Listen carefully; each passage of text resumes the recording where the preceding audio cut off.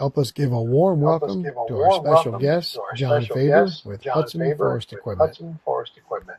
John has worked for Hudson many years in every department that they have, and very knowledgeable about sawmills and forest equipment as he has been around them most of his life. So get your questions ready, and here we go.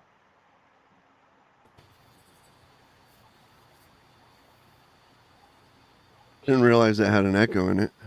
Yeah, what's going on? That was like twice. Yeah. All right, and Neil, I'm going to have to add you to every scene that we change. So every time we change a scene, I'm going to have to add Neil through the show. So because he lost connection or something there. So stick with us, guys. Welcome, everybody. Hello. All right. Hello, everybody, and welcome back to Sawmill and Forestry Roundtable number 21. I don't know what all that echoing is about. StreamYard has changed a whole bunch of stuff on us, and we're just trying to get used to it. So stick with us, and hopefully we'll get this underway and everything will go smooth. Tonight, we'd like to welcome John Faber with Hudson Forest Equipment. Howdy, everybody. John is Hudson's troubleshooter, quality control, warranty administrator, and the go-to magician when things go south. Is that about right, John? Yeah, that sums it up pretty good, right?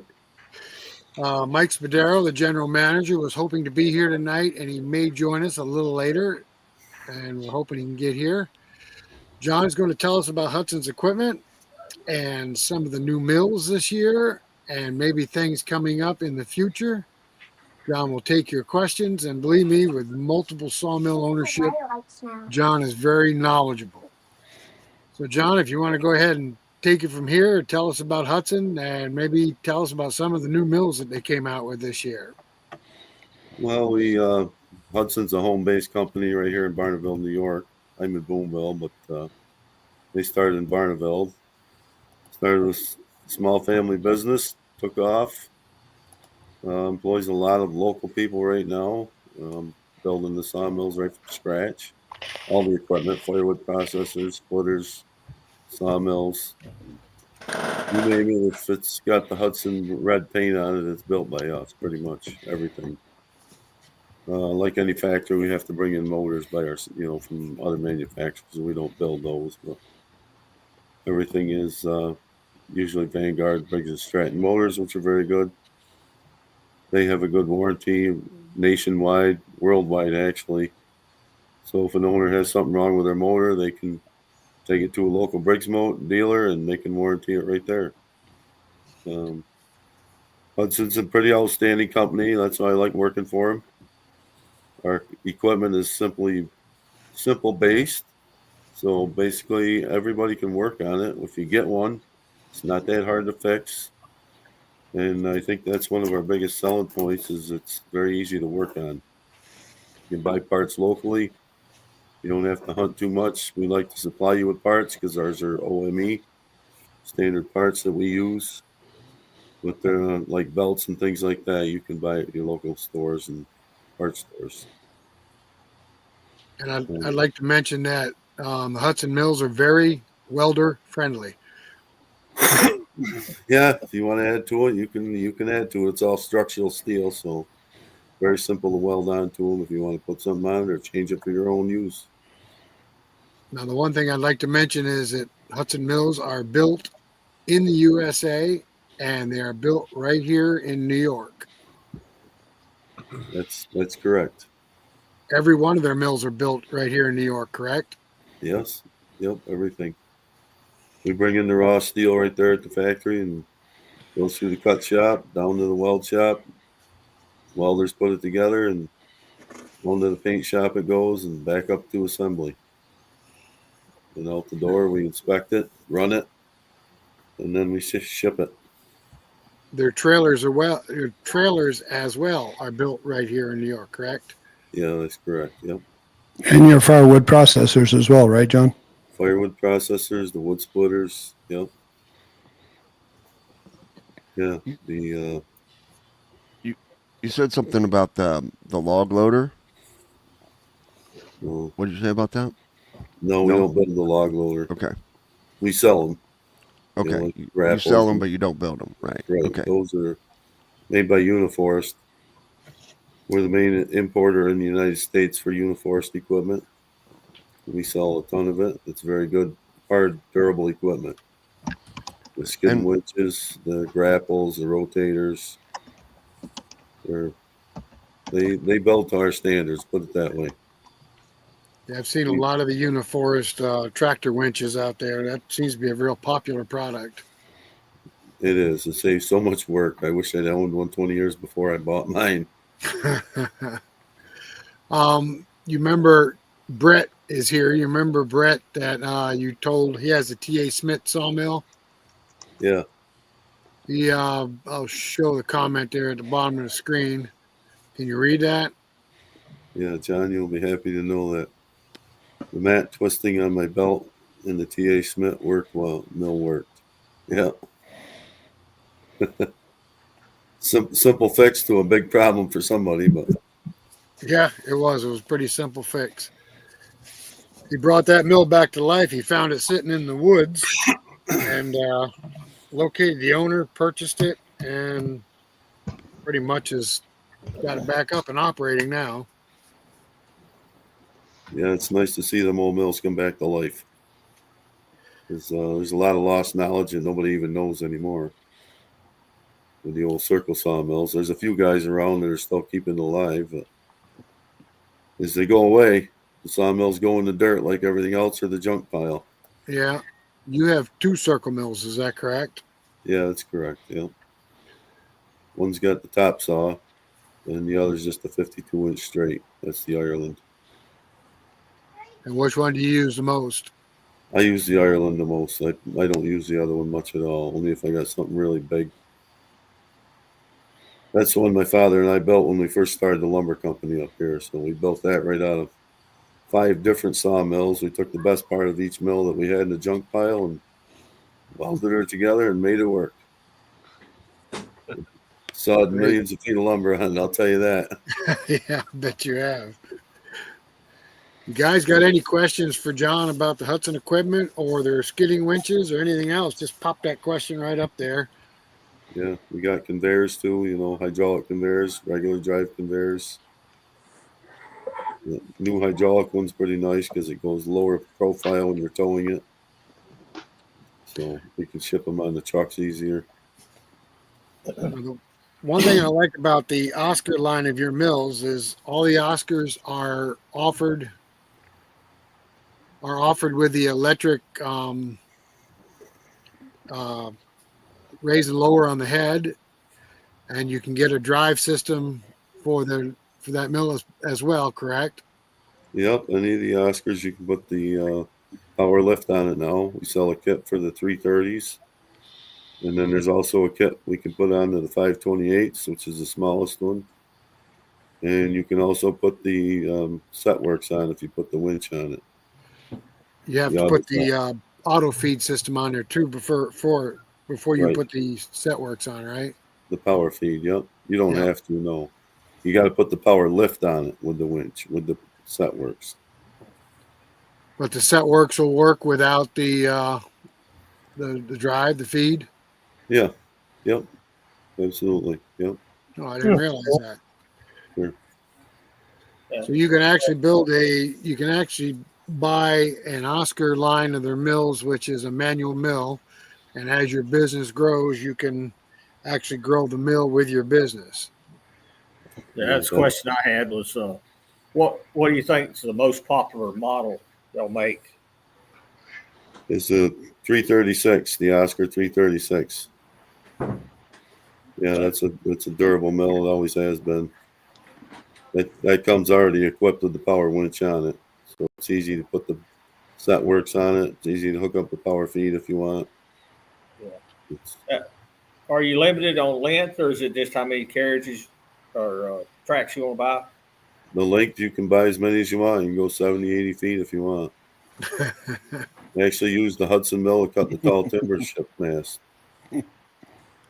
They come with 3 lengths of track, right? The Oscars. Yeah, that line does. Yep.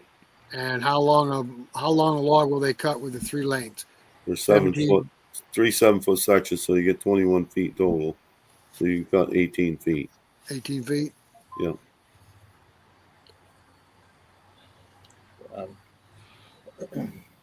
So, I had another question I was going to ask too, and I forgot now. Yeah. Do y'all offer That's a three-phase electric version? Or they're Yeah, all we do. You can buy them. Yep. It's got to tell us what power you want on it, and we can put the motor on it for you. Yeah. Yep. I had a local guy here. He bought one of Woodmiser's 52-inch slabbing mills. There's always a place for one of them. Yeah. I was using one today. The Hudson 52. Yeah. Diesel You guys or had one. You guys had one at Bunyan too. Yep, they had the slabber. That's the light model. I got the Oscar 52. It's got the power feed, the power lift on it. The slabber cuts just as wide, but it's got the hands. It's made for starting out. They had some It's nice a little bit walnut lower, but slabs you cut can up see. out there. Pardon? They had some nice walnut slabs cut out there. Oh yeah, you can cut just as big with that one as you can the Oscar. You just got to push it by hand. It doesn't have power feed. oh, And it's got the hand crank winch. So crank it up by hand, push it. But it's a much cheaper model to get started with, or if you're just doing a little bit, it's fine. Better Is than that chainsaw. is that the same one they had the Woodson stays, John? Yeah, the slabber. Okay. Yeah. That's a big mill. It's huge. Yeah. Now, Yeah, I know the slabber will actually cut a 52-inch diameter log, correct? yep. As will the Oscar 52. Correct. Yep. And the distance between the guides is 48 inches. So you can take a 48-inch slab off. 48 inches. Actually, on my 52, I've taken the guides off and made the cut so I could get the full 52-inch cut. Just go a little bit slower with it, it'll be fine. You just have to have that big heavy equipment to get it off of there, right? Oh yeah, yeah. You that's- gotta have big those are heavy equipment to get it to there. Yeah, Rolled on. Well, Andy and Paul 4 ton a piece. actually experienced you using one of those. Was it the slabber, or the Oscar 52 you took over to Andy and Paul's? The Oscar 52. Yeah, Yeah, we've got 8,100 views on that. That's a good video. That was a nice walnut. yeah, that was a big walnut. We cut that up on the trailer, didn't we, on the heavy duty Yep. trailer? Yeah, Exactly. we didn't even unload it. We left it right on the trailer. It was perfect up there. Yeah, Yeah, that was a good video. Yeah. All right, guys. Anybody out there got a question for John? Pop it right up there if you got a question about the mills and stuff. Now you have they have sales on their mills quite often, right? yeah, we have dealer sales. A lot of them, discontinued models that we're trying to get rid of too. That's what new old stock, Old right? old stock sales, like that. Some of the dealers have as well. We're kind of sold out at the factory right now Daddy, look, it's kind of weird. on that kind of stuff, but some of the dealers still have it out there. Getting rid of their, 2024 stuff for the new year coming, 2026. Anything that had older 24 and 25. Now you have a double-sided edger. Yep. Is that comes with an electric motor or a gas motor, correct? You can get it electric, yes, sir. Yep. 220 volt, 10 horse. That's Yeah, what we it had has. that. We had that on one of the lives showing that, didn't we? Yeah, we Yes. did. That was a gas engine, though. Yep. Yeah, you demonstrated that really well on one of our lives. Yeah. Yeah, that was at Hudson last year. That's gonna be the next addition to my sawmill stuff as an edger. I don't have one. I've been using my sawmill. Man, it saves so much time. I guarantee it does. I was using mine today again, and I'm like, I got a bunch of short stuff I custom cut. Boy, putting it to an edger just saves so much time and handling. Bending over, picking up all the pieces. You come off that edger, the boards go here, the edgings go there. All right. put in the pile. You're done. Well, part of this month's topic was Made in America. Are you feeling a little resurgence at Hudson? People want to buy American made? Oh yeah, yep, absolutely. People love the American made. Well, it's different all across the country. Everybody's different, but Yeah, but a lot of it's dictated by the price of it too, because American made, we all know, is more costly a little bit. Then they buy that cheap Chinese stuff, and then they get a bad taste in their mouth. yep. That's what kind of sucks for the small sawmill companies or the big ones. It doesn't matter. Well, it's made. hard nowadays even buying parts. You go looking and you're trying to buy an American part, and everything has been taken over by cheap Chinese import, Right. and it's frustrating. It is. We've tried to keep our parts pretty much the same for years. The internal parts of all the sawmills that are standard have been for the same last 20 years, just about. I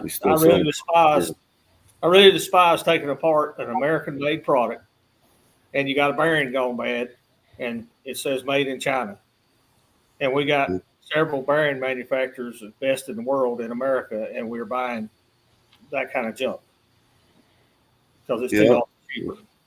If you look at bearing prices, if you buy an American-made bearing, you're paying almost 3 to 4 times what you can get it from China for. Yep. And that's why it's like that. But it lasts 3 to 4 times longer most of the time. Yeah, they will. Absolutely. Yep. All right, John, we got a question down there at the bottom.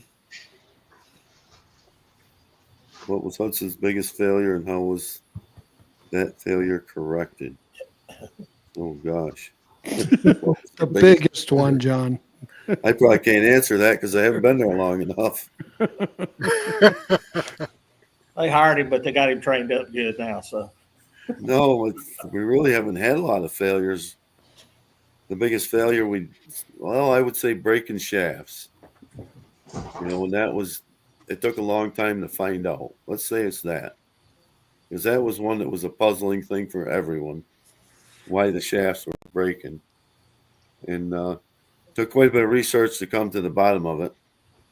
But I got to it eventually, and it was all due to pretty much the band wheel belts. You'll get a few that fracture now, but not like it used to be.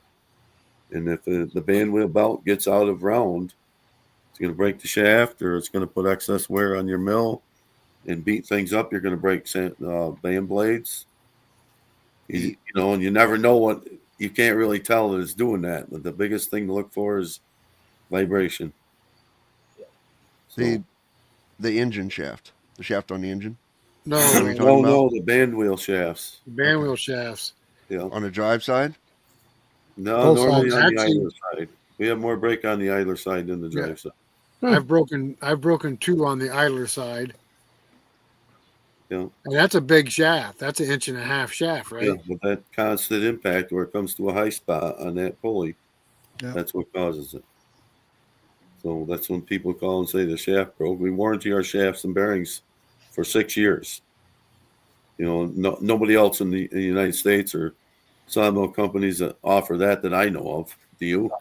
Anybody know that? No. Well, I can attest that you stand behind that. You stand behind that warranty too. Yeah. Yep.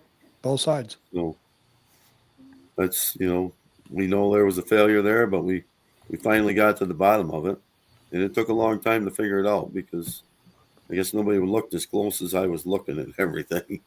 Yeah. I got right down to the nitty gritty. I had the steel tested and all the shafting right from the factory up to us. Make sure it wasn't the shafting. And then we start looking from there. We know it ain't the steel, so you start eliminating every step. Finally, I get to the outside belt, and I start looking and watching. And sometimes you can't even see it, but there'll be a high spot. But that was what was causing it, and that came from urethane belts. A lot of urethane belts are great, but if they get hot on one side and you stop the band mill, I think that's what causes it. Yep. Knowing the cause is beyond my knowledge, but what causes that shaft to break, I think we got it figured out. And that's because there's either a high or low spot on your band wheel belt. Are you running a urethane belt standard or the regular? We used to because we had a good manufacturer. But then when COVID came, they started manufacturing. They put a different recipe in. The urethane belts, I don't even recommend them anymore. Went back to a regular. Regular black belt, yep. Yeah. B57. And I've had trouble with those in the past where they spline the joint together and Yep. it leave a little hump. That Yep. thing plop, plop, plop, plop, every time it goes around. Absolutely. Uh, You're running Wood-Mizer, right? yes, sir. Yeah. Yeah, You'll get it from you all do the just throw them away, get another one. Yeah, well, Gates was a great company. They worked great for us for all years and years. And then they started getting that high spot, like you're talking about. Yep. So now we use all Goodyear belts. I would Goodyear. buy a different brand if there's one available, but Gates is kind of the only one that makes a flat belt for a Wood-Mizer. Yeah, you can try a Goodyear. If you get a chance, go try one, order one. You'll find out it's probably going to be a little bit better. And you know, in the belt world, there's a lot of different grades of belt material. So you can buy a denser belt material in the black belts as well. So if you want to step into that realm, you can do your own homework and go for it. What we recommend is what works best for us. Has been working great for years. We've upgraded to that Goodyear belt. They last very well now. Yeah, I know on some of these 70s, especially the Europe ones, they don't even run a belt. They run 2 cast iron wheels with a little crown on them. Right. Yep. And you can do that a lot. You know, that's the way the big mills run. They don't run belts. They run solid steel. Yeah. That belt makes it a lot more homeowner friendly. Yeah, because them wheels are heavy. Yeah. And when they spin like that, we've tested that. Them band wheels, they spin for 2-3 minutes after you shut the mill down. It's a flywheel. Yep. Probably gives you a lot of extra low end torque with all that spinning though. As an offset. Oh yeah, definitely. You get some more torque out of them. Yep. But that's something y'all offer to the higher end mills one day. Hey. Or you're a big 52 slabber, put cast iron wheels on that thing. Man. Then your horsepower actually goes up because you've got all that rolling inertia. Then you got to figure out how to get all that inertia turning first. That's where it comes in the big motors then. Slow and steady. See, my 52 now, I got the 23 horse on there. It runs it great. I don't have no problem with that small motor on that mill. Yeah. Cut 52 inches wide all day long. It works. Granted, it works, but it's 23 horse. It's bird on gasoline, and it gets the job done.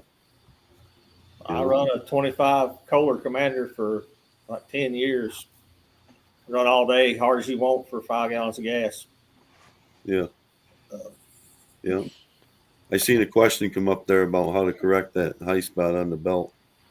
I don't know if anybody else seen it, but yeah, there it is. If you find a high spot like that on a urethane belt, change the belt, get rid of it. Yep. It's going to cause you're going to break bands. That's what happens. Same thing on a black belt, right? There's no fixing it. They just weave together. No fixing it. Yep, you got to look at it. Yeah, there's really no fixing it. Most time you can look around that belt and you'll see a spot where they weaved it together, and if they didn't get it right, there'll be a lump there. Yeah, right where they vulcanize it back together. Yep. So right now you're suggesting that Goodyear is the one to go with. Goodyear has the best belts on the market now. Yep. Okay. Yep. I went through some pretty rigorous testing with every belt gun manufacturer there is. Like I say, I've never run a Hudson. I've run a Wood-Mizer. Right. The belts we use are flat, unlike an automotive belt that's concave. Yeah.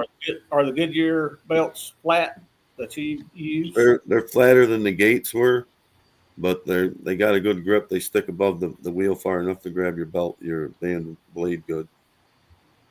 Yeah. Yeah, you could run that Gates on your Wood-Mizer. Yeah. I'll put $100 bill on it. Throw one on there if you get a chance and try it. You know, if you I know during COVID, Wood-Mizer couldn't get their belt manufacturer was, out. And I went to local auto parts and bought some correct length ones that had the crown on top of them.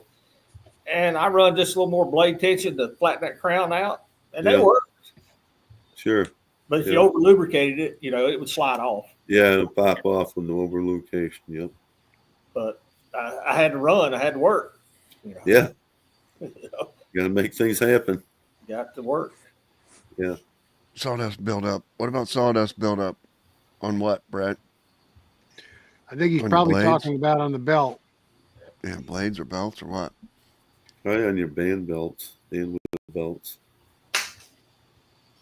Sawdust buildup on your band wheel belts. That's caused from a lot of pits being in the wood. Keep an eye on it. And it ain't going to build up that fast. They shouldn't, unless your sawdust is building up in the guards or, coming back around the wheel. It shouldn't be building up on it. The sawdust should be getting away from your wheel. You get a little sawdust when you're sawing pine. You get a little sawdust sticking to the belts, but I think Yeah. the belt flopping it cleans it off pretty good, It does. and it seems to stay pretty uniform too.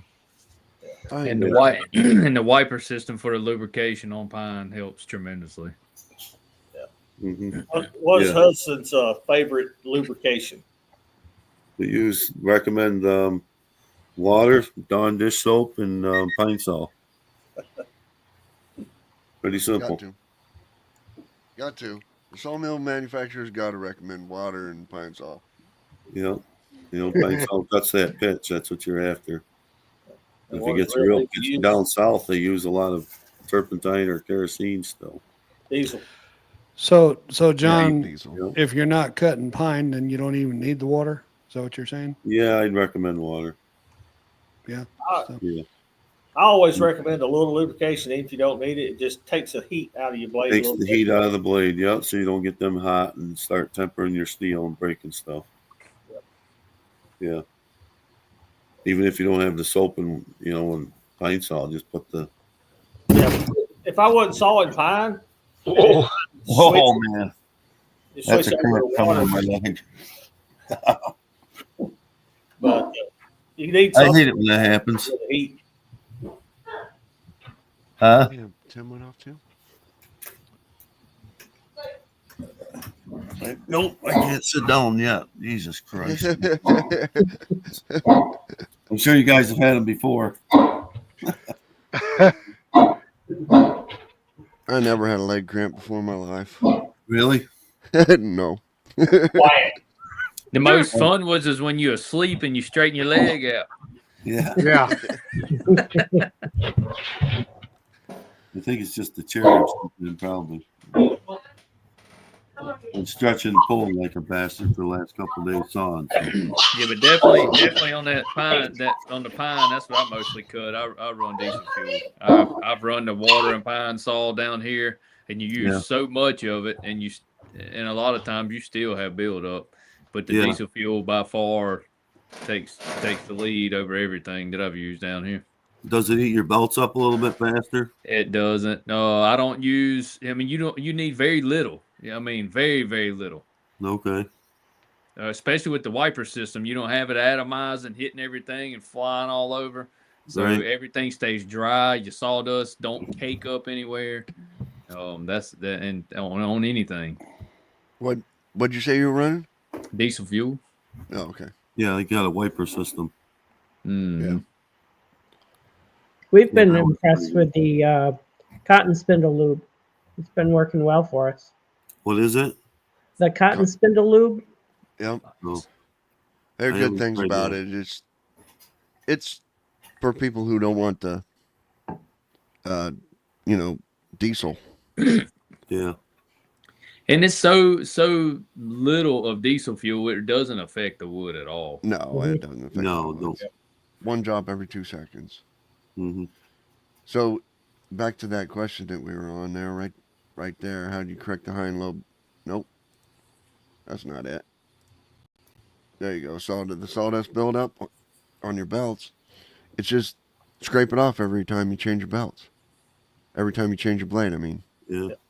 Every time you change your blade. So you're supposed to. It's got a pocket knife, and that's what it's for. To scrape that sawdust. There you off. go. I scrape it right on the mill where the door opens on the mill, and I mean they recommend you're changing that blade from the drive side to to the idle side every 8 hours anyway. I change that belt every time I change a blade and just scrape it off. There's not that much buildup on it every time. It takes 2 seconds to scrape it off. They say if it's building up like that, it's catching in your guard somewhere. As you got to plug up where the sawdust is coming back around, over the top. Right, Yeah, right. you got a piece you of got bark in something- there and it plugged it up. Yeah, absolutely. Yeah, you got something wrong if something's building up on there. Yeah. Joe, ask away, Joe. If it interests you a lot, just ask away. We're here. Two Guys Timber Framing. You guys still here? Hello, guys. Let's see. We got Tim back. Nope, All right. maybe. We got one question here that I'll let the Wood Miser guys answer if they want. Uh-oh. I'll pop it right up there. Most mills I see the head running on 2 rails. Wood Miser at a disadvantage running on 1 rail. He knows the answer to that. He knows the answer to that already. They've been making them for what, close to 40 years now. Cantilever. It has its own set of issues to work with, but it's just something you get used to. I like it. A double rail, you're limited to the width of those rails. And if you get a bigger log than that, then you're going to have to work on it to get it down. I've sawed some logs that, man shouldn't even try to saw, but it allows you that option having this side open. If you got a big crotch knot hanging out there 2 feet and you're cutting above it, you just take a cut and you turn that crotch knot up and cut it off. It's all personal preference. I've never run a Hudson, never run a Baker, I've run a Woodman. So it's what you get used to. But that's a good explanation, Eric, because I think that's the first time I've seen somebody actually put that into perspective. Yep, that does work. I did. I used Shelby Stang has got an old Wood Miser down there, and I went down to cut that big cypress. That's exactly what we did there. You went and worked with Shelby? Pardon? You went and worked with Shelby Stanger? Yeah, I go down there every year, a couple times. There's got to be a story there to tell. We got a couple of them. Yeah, I'm sure it starts with a beer. No, Shelby don't drink. Lord have mercy. No, I drink when I'm down there a little bit after we're done, but no, he don't drink. That's Shelby. Just Shelby. He don't need nothing extra to be Shelby, huh? No, he don't. Lord have mercy. He's quite a character, I'll tell you. We get along good. I got cypress up here in my barn still. I bring it back every time I go down. We go out there and I help pull logs out of the Lake Pontchartrain and put them on the barge, float them up there, and then we'll either saw them or I'll bring logs back whole, one of the two. He ain't real far from me. A couple hours. He's got his own Oscar 52 down there now, son. So Tell Shelby he needs to get on YouTube with the rest of us. what's that? Tell Shelby he needs to get on YouTube with the rest of us. Yeah. He lets you film them when you're there. That's about it. I got some videos I can post. Yeah. That's Now all those- down there. Those cypress they pull out of the lake, are they really that worth that much? Oh yeah, that's real nice. Beautiful one. It's all the sapwood's gone off the outside edge. It's got that water wash to it too. So it's got barnacles and stuff growing. It's beautiful. Lots and lots of colors in that sinker. Yeah, it depends on where you pull it too, because it'll be different color in one side of the lake or the other, or the rivers or whatever. Right. You get the yellow, you get the chocolate, you get the bronze. I've seen it all different colors. All right, when you're trying to market that, are you making your money selling it local, or are you making better money trying to move it out to different parts of the country? I don't saw that much of it, so basically everything I bring home, I either make it into furniture, tabletops, chairs, whatever, or I just sell the bar tops, tabletops raw. Yeah. I get $30 a board foot. You know, I'm 4 states away from you in North Carolina, and I have people calling me wanting cypress. And I'm like, you do realize it don't grow here, right? Yeah. You got to go out there to Alabama, Louisiana, Yeah. lowland. It grows in South Carolina down in the low country. That's nowhere. That's still 6 hours away. That sinker cypress, that's old wood. You know, that's been dead, laid in the rivers for 100 years or better. Yeah. Maybe thousands. Who knows? You know, buried in the mud. Yeah. A lot of my family's from Morgan City. Oh, that was a sinker. I mean, one of the cypress capitals where most of the cypress came from for a long time. Yeah. My grandfather used to tell us stories when his grandfather was cutting them down with hand saws and the springboards, and they was logging back way back when. Yeah. There's Mike. Look who joined us. How we doing? I made it. Yeah. You got an echo, Mike. If you look at I think it's acoustics in his room. the old map. There's nothing in here.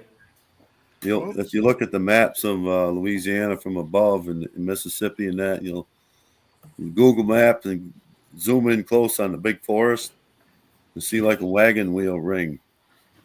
And those rings were formed. That's why the bayous are there. They would put a winch in the center of that and then pull the logs from every direction to that winch and then make a channel out to the main river and float them out. Really? That's how they pulled them out of the woods. They anchor that winch to a great big tree. They have a landmark that we fly over all the time called the Wagon Wheel down there by north of Venice, Louisiana. And you can see it when you fly over it. You see the center and you see the spokes come out, and then it's round all the way around. Yeah. You can see it's called the Wagon Wheel. Yeah. A lot of people wouldn't know what that was made from, but oh yeah. You look into history a little bit and logging, there's a lot of hard work there, my God. What did we lose, Craig? I think so. Well, welcome to the show.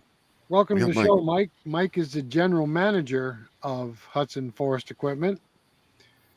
We were hoping he'd join us here in a little while. Are you in your new studio room? I am in my new garage. It has nothing in there, I can tell. No. I was. I've been working on it all day today. It's empty. Well, it probably won't be for long. No. So this is all boards that I cut up in Maine at the Logger Expo. It is empty. It's a bowling alley. That's not a garage. It's going to be a kid's playroom. Oh. I see Joseph's here. John Faber got me the timber off of his mill to put the stud walls up. Nice. And the gable ends. So, Mike, why don't you tell everybody a little bit about yourself and what you do? And I'll see if I can get you on here. Let me see if I can get you on here first. Hang on a second. Oh, you're we'll going to get him up main screen. We'll put him in John's. Yeah, we'll add him in John's spot there. We'll just take out John's spot. There you go. All right, help yourself. You got stage. All right. So, I'm Mike Spadaro. I'm a general manager at Hudson Forest Equipment. I've been there 20 years. Seen the company grow quite a bit in 20 years. It's been pretty cool to be part of. A lot of work. Anybody who doesn't know Hudson, we are right in my hometown in upstate New York, just north of Utica, New York, touching the foothills of the Adirondack Mountain region. So, it's been pretty cool being part of a manufacturing facility in the United States in my hometown. And it's amazing all the people, even in our town sometimes, that don't realize how far the place goes. If anybody, I know, Rick, you've been there. Yep. But the place just kind of, you see it on the road, but it just goes back. So some of the locals are like, wow, this place just keeps going. Yeah, it does. Yep, it sure does. Now, in 20 years, you've been there 20 years. How much has it grown since you've been there? Well, you seen the building in the back? They were just putting that up. The building where I guess I'd call it still my main office in the sales building. We were assembling mills in the back of that building when I started. And in the snowmobile shop, that's where our powder coat was. Okay. And you guys are all over the country. All over the country. In my younger years at the company as sales and then sales manager, I traveled a lot. I called a lot of locations, tried setting up dealers. I had a lot of wheel time. Take the stuff that we built, bring it over to different places, kind of set some appointments, show some people who wanted to resell our product, and set up dealers. I guess How many dealers? Took me 7 years to get, but it turned out well now. He's actually our distributor out west in Colorado. How many dealers off the top of your head? We're right around 40. Yeah, we've been upwards over 50. We're in the 40 range right now. Nice. Now you sell mills overseas as well. I know. Yes. Yep. And I actually had a location that was doing container loads in England. It was called Just Saws. They were out of Haslemere in the UK, which is in England. That was pretty neat getting them set up. A little different rules that they have with the CE certification, and unfortunately, making changes to keep us legal to sell there. Our price kept jacking up, and then our competition was underneath us, so they kind of slowly petered out. But looking to work with some other companies. Already talking to a couple other companies to see if we can get in the overseas market again too. On a more regular basis. We ship anywhere. There's mills in Africa. There's mills in Australia. There's mills in Costa Rica, Chile, you name it. Yeah, I know one time I was there this year, you were talking to somebody from Africa. Yeah. Actually, they were there at the same time you were there. Yeah. Hey, Mike, this is Eric. Part of our topic this month dealing with Hudson is buying American made. As a manager, are you having difficulty buying your parts coming in to not only assemble in America, but stick with made in America? Not too much. We do our best to stay with a lot of American suppliers. There's some local machine shops that we use. There's a local a stamping company that stamps out some of our parts for us. Actually, we use a couple different local machine shops to do some of our machine parts. That's good. So we're doing our best to keep that stuff in here where we can. I mean, obviously, some stuff has to come from other countries because the price, nothing's. Price matters a lot. So, but I'm finding it a little bit easier to source locally than in the past. The supply chain's definitely been improving over the last few years. Well, that's where most of us want to see the country go. Is not only are we buying American made, but what we buy is made in America. Right. But there's some things that will never come back. Okay, there's some widget spinner crap that we just can't make. It's too cheap.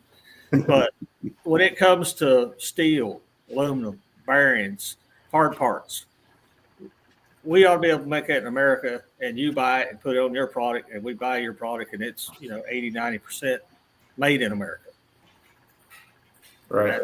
That's where it's I'll be honest, like our American suppliers, it's a lot easier to work with than the overseas suppliers. Yeah. You can make changes quicker, availability is better, and communication's better. Yeah. I think one of the things about, especially, for people buying in the United States, if you're buying American made, you got to think about the other things. There's availability, there's parts, there's service, there's someone that you can talk to on a phone. A lot of times, I think some of the stuff that's you buy that's not here, yeah, it might be great now. They might have parts now. What happens in 10 years? You know, we got mills that are 20 years old. Somebody calls up, it's still stuff we're using today. We can get the part for them. It's awesome. Good. Yeah, that's what we're looking for. You know, somebody to stand behind their product. There's nothing worse than buying a new product, whatever it may be. And we was talking about it before you come in. You tear it apart, got a bearing going out, and it says made in somewhere else. When we know there's manufacturers in America that make one that lasts 4 or 5 times longer. Yeah, they got it cheaper, but I'm having to pay to replace it because it just didn't last. Right. All right, Yeah. we got a question to pop up there real quick. I think we personally, if we're cutting dimensional lumber, we roll the log 90 degrees. If we're cutting slabs, we roll it 180 degrees. Everybody else agree with that? I agree. Yeah, I would concur to that. Yep. I change it up. Opposite of what Rick said. Well, it depends on the log. Okay, if the log's nice and round and it's barrel shaped, yeah, turn it up 90 degrees and take the back off. But if it's got a bow in it, I normally flip that thing over 180 and I'll get it down to the width that I'm looking to cut, 6, 8, 10. And then I'll stand it back up and shave that bow off all at once instead of having to make 2 or 3 stripes at it because you missed getting enough off of it. You're absolutely right. I do the same thing. Yep. It's different on every log. Yeah, and we know every log isn't perfect straight. What are you talking about? Yeah. All I right, only saw the perfect ones. here comes a question for you, Mike. Let's see here. Leave it alone. I I didn't know had you it guys up were there. gunning for me as soon as I got That's here. not me. I had it up there. Good We've Lord. been waiting on you. I did my best. I tried. Any Any idea idea how how many many- Hudson mills are in operation? Do you ever worry about market saturation? I have this conversation with, say, salespeople that come in or dealers that are looking to sell their product. Chainsaws. We started out as a chainsaw shop, and one of the fears was that, well, at some point, everybody's going to have a chainsaw. You're not going to sell any more chainsaws. Are you guys still needing a chainsaw at some point in life? We just buy more expensive chainsaws. And we make more expensive mills too. Yeah. So I would say that the only thing that's changed in the last few years with saturation of the market is when everybody was buying product, everybody was getting stuff. We couldn't deliver. I mean, we got back ordered over a year in some of our mills. So you had other shops that were just popping up and that part. So I would say the only thing that's changed is the competition's greater, not that demand has gone down. The competition has increased. The demand has stayed the same. Now, I can attest. Years ago, I owned a big commercial mill, and then when I decided to get back into sawmilling, I first started looking, and this was in 2018. I started looking for a used band mill, and there just wasn't really anything out there. So if the market was saturated, you'd be able to find mills for sale everywhere. Right. I ended up, of course, buying a new mill from a company that was close to me. Yep. And I love driving. I like taking back roads when I go different places. I like seeing our beautiful country. But as I'm driving, I'm thinking they need a sawmill. They could use a sawmill. This place could use a sawmill. And that's just in New York State. So you're, Yeah. You know, there's you're so many driving different around saying places. I would cut that. All that. Yeah. But So that's they got a pretty good question come up there. Are tariffs affecting your supply chain any? You know, that is something that I haven't been able to figure out yet. That's a game a little bigger than this guy can comprehend sometimes. When they put the tariffs in, I thought it was really going to help take some of the overseas competition down and raise their prices. And then The prices went down. I don't know how that happens. I think it's maybe because they had so much stock built up, and so they're just discounting their stock and getting it out. But I think with having the tariffs, we've been able to not be so dramatically affected because we source a lot of the stuffs from the U.S. and Canada. So, How about just the demand though? How about just do more people? I mean, I know COVID was a big time for sawmills, but that tariffs hasn't affected the demand for a sawmill. You know what I mean? Here in the United States, are more people? That's not a thing, is it? Or is it? You think? I don't think the tariffs are affecting the sawmill market. I still think it's the overflow of everybody building the same thing. Right. Has affected the sawmill market for everybody. So you got all these newcomers that are trying to do something, all these overseas guys that are, it's hard. I mean, everything you see on the internet is not true. No way. So, I mean, you have to really do your research to figure out where something's actually built. I agree with that. Now, 100%. that question you see popped up on the bottom there, Joseph. Joseph is having a real hard time. He wants to buy a sawmill, but he just can't seem to get his fingers grasped around one. Do you have any great deals that Joseph can get into a sawmill there, Mike? Well, I guess it depends on what size he's looking for, but yeah, I like to think we have great deals. Our sawmill started $2,500 still. That's a put together yourself mill. The new Homesteader line is just, we did a home run on that. So that's going to be great. Once it gets out there in more people's hands, I think they're going to be pretty excited to see that. I know, Rick, you got to see it. You're just like, yep, this is a great mill. Oh Lord, yeah. You can Actually, Mike, that Homesteader 33 that you guys put together, I was just in awe. That is a great mill for the price. It really is. Yeah, it is. Yeah, it is. And we're going to do our best to hold that price, but it's hard to get there. I mean, how many people work there. We got quite the crew that we have to have, put food on the table and stuff like that. But yeah, we're going to doing our best to hold the price, have something affordable, and have more people have a Hudson mill. And that new Oscar 528 is just amazing too. I love the improvements our team has done this last couple of years. Now you have sales on discontinued mills and stuff all the time, correct? They're pretty much cleaned up now. There's a couple more at some dealer locations. That's why I like to ask, anybody looking for a sawmill, where are you at?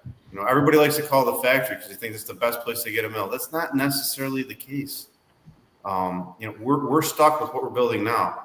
But if you got a dealer in your area that's got something that's a couple years old, there's probably been a price increase. They're discounting it and blowing it out. So contact a local dealer and see what you can work with first. Do you have a dealer locator on your website? Yes, we do. Yep. You put in your zip code or whatever, and it'll pepper your map. There you go. Yeah. And if you look at our dealer locations, and then you look at where the trees are in the United States, if you ever see a forest map, they line up quite well. right close by a tree. Joseph had another question for you. What size log was that $2,500 mill cut? 21-inch diameter. Length is unlimited. You just add on more track. And if you buy a $2,500 mill, you're gonna need a tractor to load that 21-inch log, buddy. Let me go ahead and tell you. Yeah, nobody realizes. No. Yeah. You're not gonna buy a $2,500 tractor. No. Okay, Eric. All right. There's another Eight and question up there. you might. Time for your sales pitch, Mike. Oh, I'm just seeing that now on this thing. I mean there's a lot of mills out there. There's a lot of different companies out there. Hudson, we're known for our simplicity. We're known for our durability. We're known for our service. That is definitely, one thing. Most companies don't even pick up the phone anymore. We're still able to do that. It's getting harder and harder not to have an auto attendant when you call. But that's where we're at. We're not the cheapest anymore in the market. When we first started out, we were probably one of the lower price mills out there, but that was our way of getting in. Then you get bigger, that gets harder to do. Then you get overseas markets coming in to beat you up a little bit. But we have a fair price and a great product. And there's good competition out there. That's what makes America go round. That makes us get better. That's why we come up with new ideas and new things. You mind me throwing in there, Mike? Huh? You mind me throwing something in there on that too? You can go for it. I'm gonna let my dog out of here because was the bearing on each side of the band wheel. That was one of our biggest sellers for years, where we killed the other companies, because it was made so much tougher and more durable. And plus, we got the 6-year warranty on our bearings and shafts, so nobody can match that. Yeah, I can attest to that. You're lucky to get a 2-year warranty with any new mill. Yeah. Yeah. You talk about main bearings and shafts? Yeah. Yeah, it's a 6-year warranty. Yeah. And it's a great design. It's a little bit harder to build compared to some of the other competition out there, but it's a great balanced design. It's yeah, that's our thing. That's our H-frame. Yeah. Who wants to take that one? What's the easiest way to charge people for sawmilling their lumber while you're still learning? The fairest way is board foot. If you make a mistake, the customer's not paying for it. Yeah. Nope, that's for sure. You're not going to start out on day one and make money. You're going to start out on day one and learn. And maybe in a few months, you'll be making acceptable lumber that you'd be proud of. I think I find you a bunch of projects to build around the house and learn. They'll just tell anybody, saw your own wood, use your own wood, and if you complain about your own wood, your customer will. Yep. Build your own sawmill shed with your first cuttings. And you can learn. And you can also learn. You can also learn by cutting some of that wood and stacking it, and looking at the wood grain and how it dries and how that stuff bows and bends. And you'll learn a lot just from not even using it, but stacking it and letting that stuff dry before you use it also. Exactly. Yeah. And I have a philosophy that if you're selling lumber to a friend and he's still your friend when you're done, you didn't charge enough. So I'm not buying lumber from you. No. My policy at the mill is always, if you don't want it, don't put it on your truck. That's it. Leave it in the pile. Yep. Or throw it off to the side because I'll take care of it.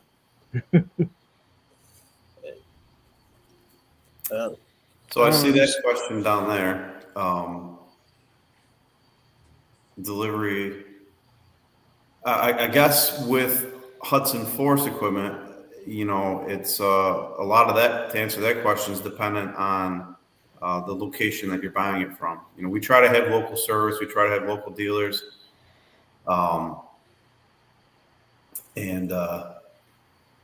Their communication should be pretty good with you to deliver the mill. If it's something that has to ship from Hudson, typically you order it.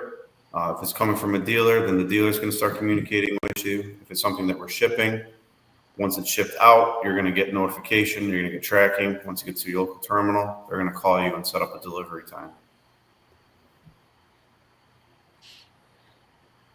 John, Mike, either one on that? Who makes your bearings? We have a couple different suppliers of bearings, and a lot of that depends on price. Gotcha. So I'm not really sure how to answer that because there's a lot of different suppliers of bearings. If you're on a traveling job or anything like that, I always recommend having you a spare set of bearings. That's like for anything. Yeah, Yep, that's right. yep. You know, Have bearings. Bearings are good. Well, Rick, there's a good question for you. What innovations would you like to add to mills? What haven't I added to my mill? Whatever you can dream up, guys. Whatever you can dream up, you can add to those mills. Yep. It's gotten so bad. I'm like, oh, look how well this works. I got to call Mike and tell him. We appreciate that, and we like the customers' feedback because that helps us. You know, there's a lot of good ideas out there. One thing I made a joke about it earlier tonight with John, but Hudson mills are very welder friendly. I use a welder on mine all the time, and not because it's broke, but to add stuff to it.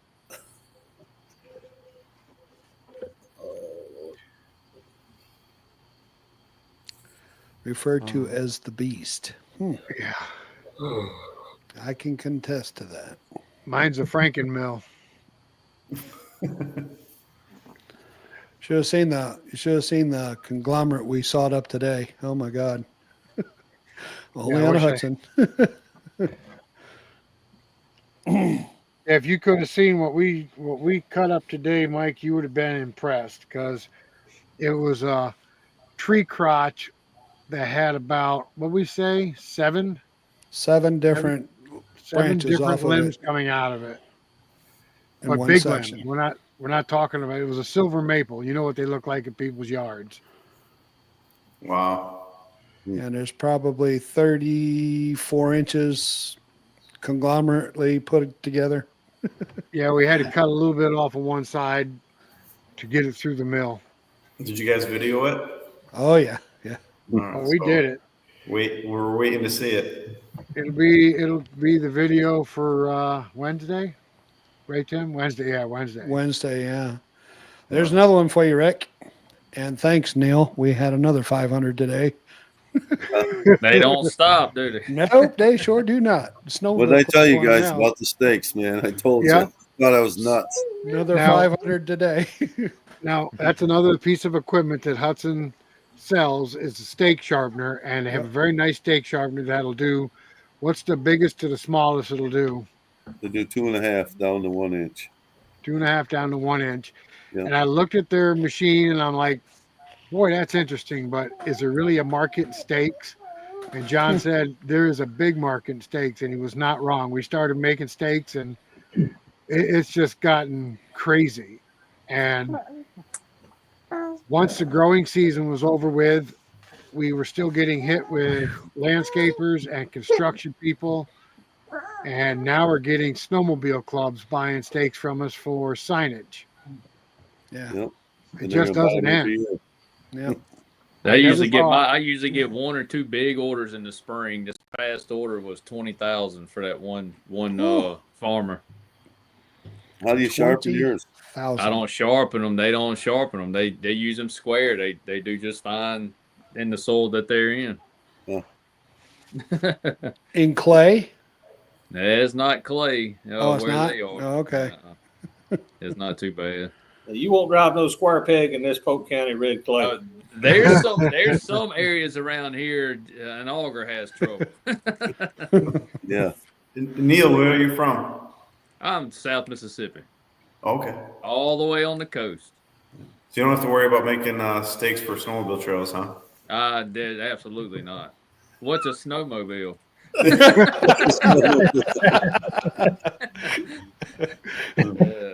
Oh, that's funny.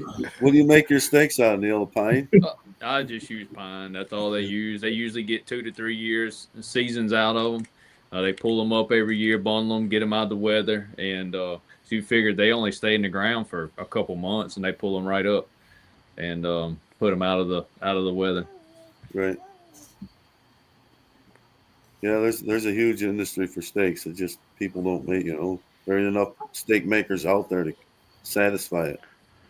One piece of equipment I was talking about the edger earlier, an edger with a bunch of blades on it to run that one slab would sure speed my process up tremendously. We can sell that to you. We can build you a gang edger. We've sold a few of them for that. Yeah, we do. I got a guy out in Massachusetts that does a lot of steaks. I mean, he's got a steak pointer, he's got an edger, and he made it into a gang saw, or we helped him make it into a gang saw. He just rips them off the board, and yeah, he's got quite the setup going on. Oh, That's his whole business. All he does is steaks. There you go, Neil. You gave Rick an idea. Oh no. No, there we go. You're gonna be busy. Sorry, Tim. Thanks, Mike. Appreciate it. Yeah, they're a lot easier to handle. You just cut your planks to length. But our niche is we use hardwood, because we got plenty of maple and stuff up on our property here. And these clubs are like, yeah, we buy the hemlock from the Amish and they snap because they're full of knots. Yeah, that's true, but all of our steaks, we got as little knots as possible. And man, that's a big selling point right there. And I dig through my pine logs and try to get the best there is as far as no knots, but you do have to coil out a bunch. Yeah. I mean, I've cut pines big enough because I cut my logs at 16 feet because they want 5-foot stakes. And there's some of them I get 300 stakes out of one. I might have to throw 20 out of one log, and I might have to throw 100 out of another one. Right. But I mean, you're still making money out of the log. Yeah. Oh, absolutely. Well, we were offering 4 and 6 footers, but we just dropped to 4 foot and just made everything 6 foot now. Some 8 footers. I couldn't imagine making money off steaks. That's crazy, isn't it, John? Uphill, doing something people need. Yeah, right. I just don't know how you can make any money off of it. A guy told me one time, he said, you create a service and you can make some money. Well, John, I can tell you right now, we're getting about $4 a board foot. Yeah. So that's not bad money. No, that's good money. Good. Now, are you gang sawing them on your mill? Basically sawing boards and sanding them up and just taking one inch? Yep. 5/4. Yep. Yeah, that's what I do. I cut. Oh, I got a video on it. I cut all mine, stand edges up, cut them all again. Then I'll get the chainsaw and cut them to length, and on the mill, and then stack them. That's what we do. Yeah. We don't even cut a square cant. We just slab the log, stand them all the slabs up, and then go through it again. Yep. Right. And then we call the ones out that have bark and stuff on them, and the good ones go on the trailer. That's right. After we cut them in half. Well, that's good that you've generated that market, because now when you're sawing a regular log and you've got maybe a low quality board, instead of throwing it away, you just say that, hey, we're gonna make 20 stickers out of that, or 20. Well, not even that. Like on the waste on when we're doing making steaks, we have the crafters box, and first 2 cap cuts on there, we'll use that for the crafters box. So there's no waste, no waste whatsoever. Yeah. If you can't find a use for a 1x1 or 1.5x1, stickers. Pretty small. Yeah. You can make a steak out of it, though. You start making steaks, man. You turn that waste right into nothing, pretty much. I know. Just a little bit of redwood. It's crazy. And that's where the edger comes in, and you ain't trying to stand something with all the lane on the edge. You just lay it in there and get what you get out of it. Yeah. The edgers, they're more expensive. It's hard thinking that you got to buy almost the same price as you pay for your sawmill for an edger, depending on what sawmill you got. But they just speed it up. It's amazing. You doubled your production. Yeah, absolutely. I've got one over here behind me, and it does help us around the sawmill, especially if you're running 2 or 3 people. It gives 2 people something to do while you're sawing a log. Yep. Yeah. Yeah. If you get a team of people to work with you and you can get them going, that's every awesome. board they make, I don't have to touch. It's a win-win. Yep. Absolutely. What's that say? When I start selling, I'll also be using waste for firewood sales. I burn Yeah, wood that here makes a in lot of Western sense. Europe. Yeah. Yeah, we Yeah, just do sold. that. We just sold a bunch today. We got those too. We sold 6 truckloads of firewood today, didn't we, Rick? Yep. I got a video coming up on here this week, and that's one thing it talks about your flitches. Things you need to know before starting a sawmill operation. That's one of them because they build up fast. And Yeah, me they do. personally, I got pine, Yeah. so I just have a lot of fires. A whole lot of fires.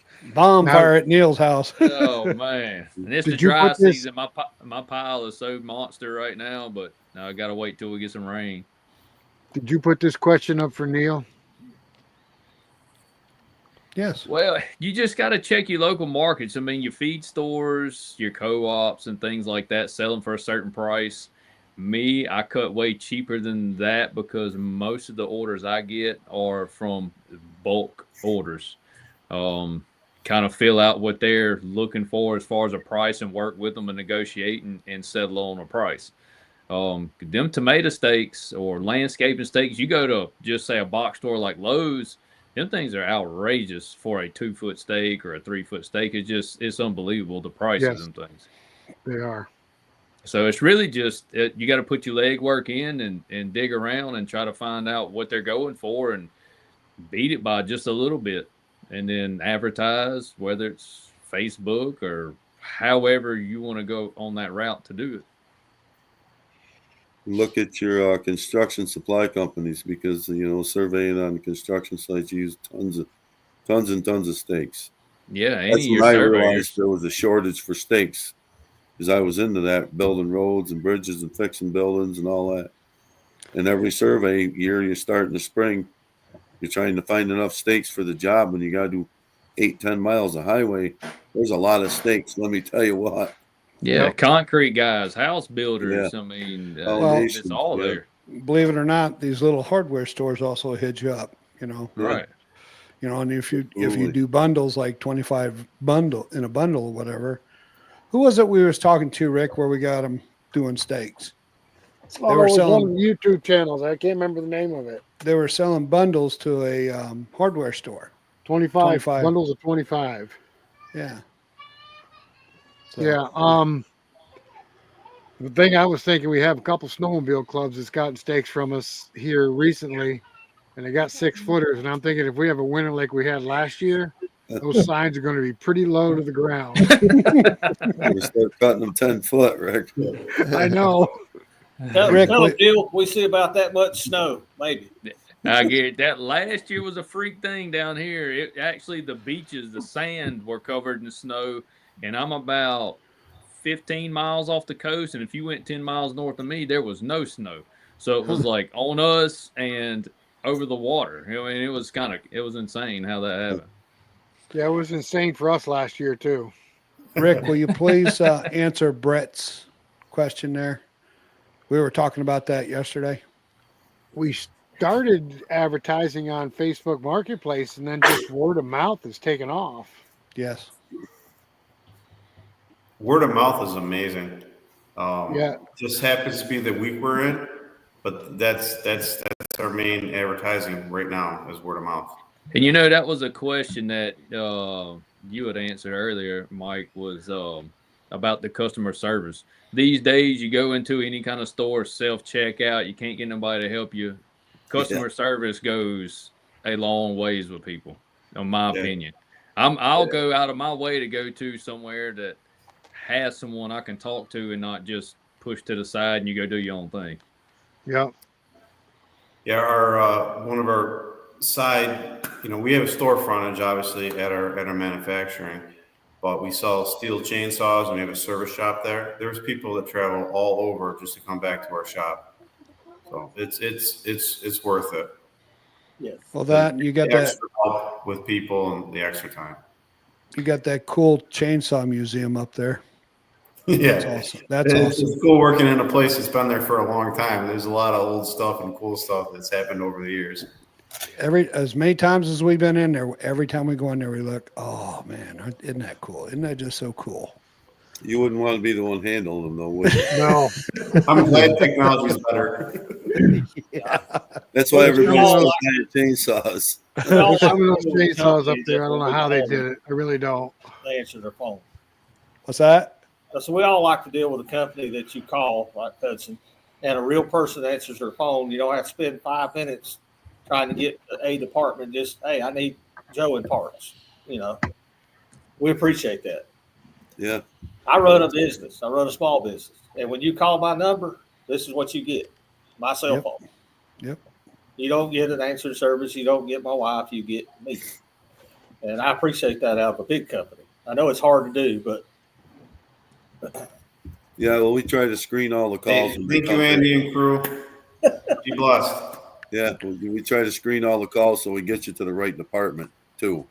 You know, Yeah. if you need parts, somebody says, I'm calling 4 parts for Sawmills, we know to send them there, but it can get confusing when they call for parts and they don't specify when they're looking for a chainsaw part and they get sent up to the Sawmill parts department. So Yeah. once in a while that'll happen, but other than that, we're pretty doggone good on service, I gotta say. I would have to say We're human. We make mistakes. And actually, Nicole and I had a mistake the other day. She had a question with a customer, and I answered the question, and then we didn't realize that they were still on the line. But it was during lunchtime. I'm like, what is that? And that was her dinner she had last night. We started talking about that. Next thing we know, the customer's still there. And and actually, John, it was for a warranty. They were actually calling on a warranty. So, everybody gets all upset. Like, just give us a chance, So, yeah, they came in swinging and they left laughing. I told Nicole, at least we were talking about food and not fighting, so that's good. Well, everybody's human, and I think if we can relate to a human being, it makes us feel better too, Yeah. Brett, I know Brett is new to Facebook. I see you advertising on Facebook, Your page. on your page. You have to go to Facebook Marketplace. There's a little thing up there on top that you click. It brings you to Marketplace. You can sell stuff on. It's called Marketplace. Not on your Facebook page. Nobody looks at it. Yeah, go on to Marketplace. Yep. I'll send you a screenshot of it when I get a chance here. Mike, you'll have to answer that question. Yeah, closest location, from what I can tell without cheating and using the computer that I'm on right now, is Talon Sales. They're in Missouri. Yeah, Talon. But if you go to hud-sun.com, our website, there's a dealer locator, and they'll tell you who's closest to you.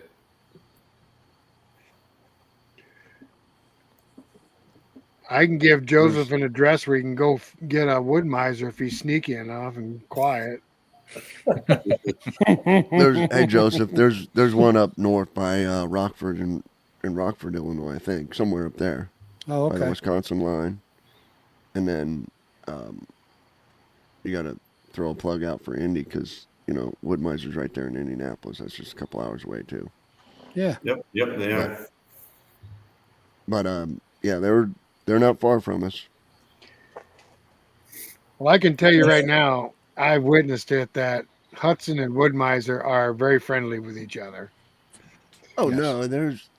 no, that's the thing. I mean, it's people. Why do I own a Kubota tractor? Well, because there's a Kubota dealer 20 miles away. You know what I mean? It's the closest dealer there is. It's just, why do you own a Wood Miser? Well, because there's a dealer, you know what I mean, an hour away. Right. Now, ask Andy that question, John. Ask Why Andy that owns a question. Kubota? Because it's Right. orange. Because it's orange? Yeah. I can put in on this. One of my good friends, he's been Kubota. He runs the skidding winches that we have. Then all of a sudden he sends me a picture of his new tractor and he goes, I need a bigger skidding winch. And it's green. I go, wait, why did you switch? The only reason he switched is because of his dealer. Absolutely. He's staying with his same dealer. They switched, and he switched his tractor because he knows he can get service from him. Nice. Yeah, so I've been running Husqvarnas for 40 years, and I'm a big Husqvarna guy, and I have absolutely no desire to be a steel guy. Up until last year, I told you I'll never run a steel. You know what I mean? I'm a Husqvarna guy. My Husqvarna dealer is gone. The next one that's closest to me is gone. My next dealer is gone. You know what I mean? I'm 45, 50 miles away to get a Husqvarna dealer. Wow. And I own a steel chainsaw right now. I, They're I have 15 both. miles down the road. You know? I got both. I I got have about, several.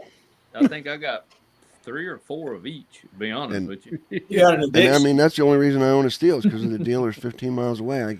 I don't want to deal with, even the steel dealer says, well, I'll work on your Husky, but, it's going to take us time to get parts and blah, blah, blah, blah, blah, I'm like, They don't just like sell it, me a steel, trust me. How many of each do you have, Neil? 3 or 4 of each. Oh, Yep. that's nothing. Ask Andy how many they have. 20, 21? No, there's probably not more than 12. 12. And one Husky. Most of them came from Hudson. So you just fill them all up with gas, and when one runs out of gas, just get another one. You switch to another. Yeah. Oh, wait a minute. I know at one time you had a shed dedicated to just Saint chainsaws. They're all hidden away in there. He's still gonna got that start the McCulloch, modern right? museum. What's that? He's You gonna still got start the that modern museum, Andy, right? Modern Museum.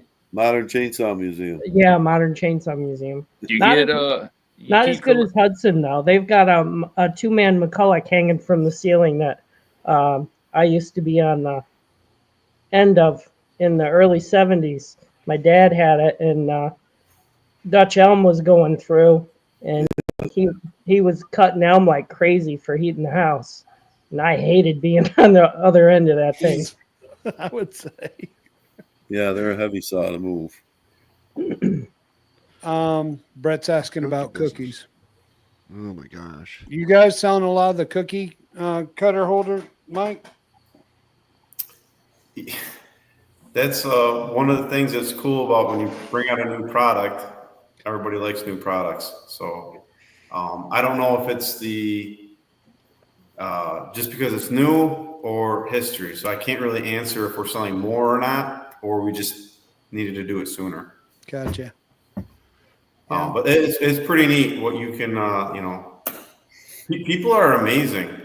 Like everything that I've done, that's kind of the reason I wanted to cut my own wood, do my own thing. Like my garage is pretty much because I've heard from what customers have done with our equipment. I'm like, why haven't I done this with our equipment? I'm building a house with mine. You The got whole a entire house from the ground up. Yeah, amen, brother. you got a cookie cutter too? You sell it for the mill, attaches to the mill? Yeah. Yeah, Hudson does. Yeah, we do for our different mills. 28, the 36, and now the 52. Yeah, we just did Oh, one you for- got a 52? Holy crap! I'd hate to see that one. Well, What do you make? Cannon wheels out of that one? you can cut the same width as the mill can cut. I wished I had it this week because I've been cutting cookies all weekend with a 52. Yeah, it's a niche part. It's a niche market, Like Yeah. if you Right can now- get in, you can get some contacts that want them. And the best part is they're throwaway, so they're gonna have to buy them again for the next wedding or whatever they're doing. I know. There's a big demand for cookies like steaks. You got to find the right niche. Yeah. Well, sometimes I cheat because they want like little 6-inch ones. Yeah. Okay, I'll go out and get a branch with a chainsaw. Zip, zip, zip, zip, zip, zip, zip, zip, zip. There you go. Yeah. 40 of them. 50 cents a piece, please. I can't Yeah, say those- I've ever cut one. Those are can't say small. I know. Those are That's what like- I'm saying. 4 Well, inch. if you those got are the 4-inch 36-inch mill, get one of the 36 cookie cutters and put like 3 or 4 across it. Come on. What do you We think? got our own. We don't. We got a jig already.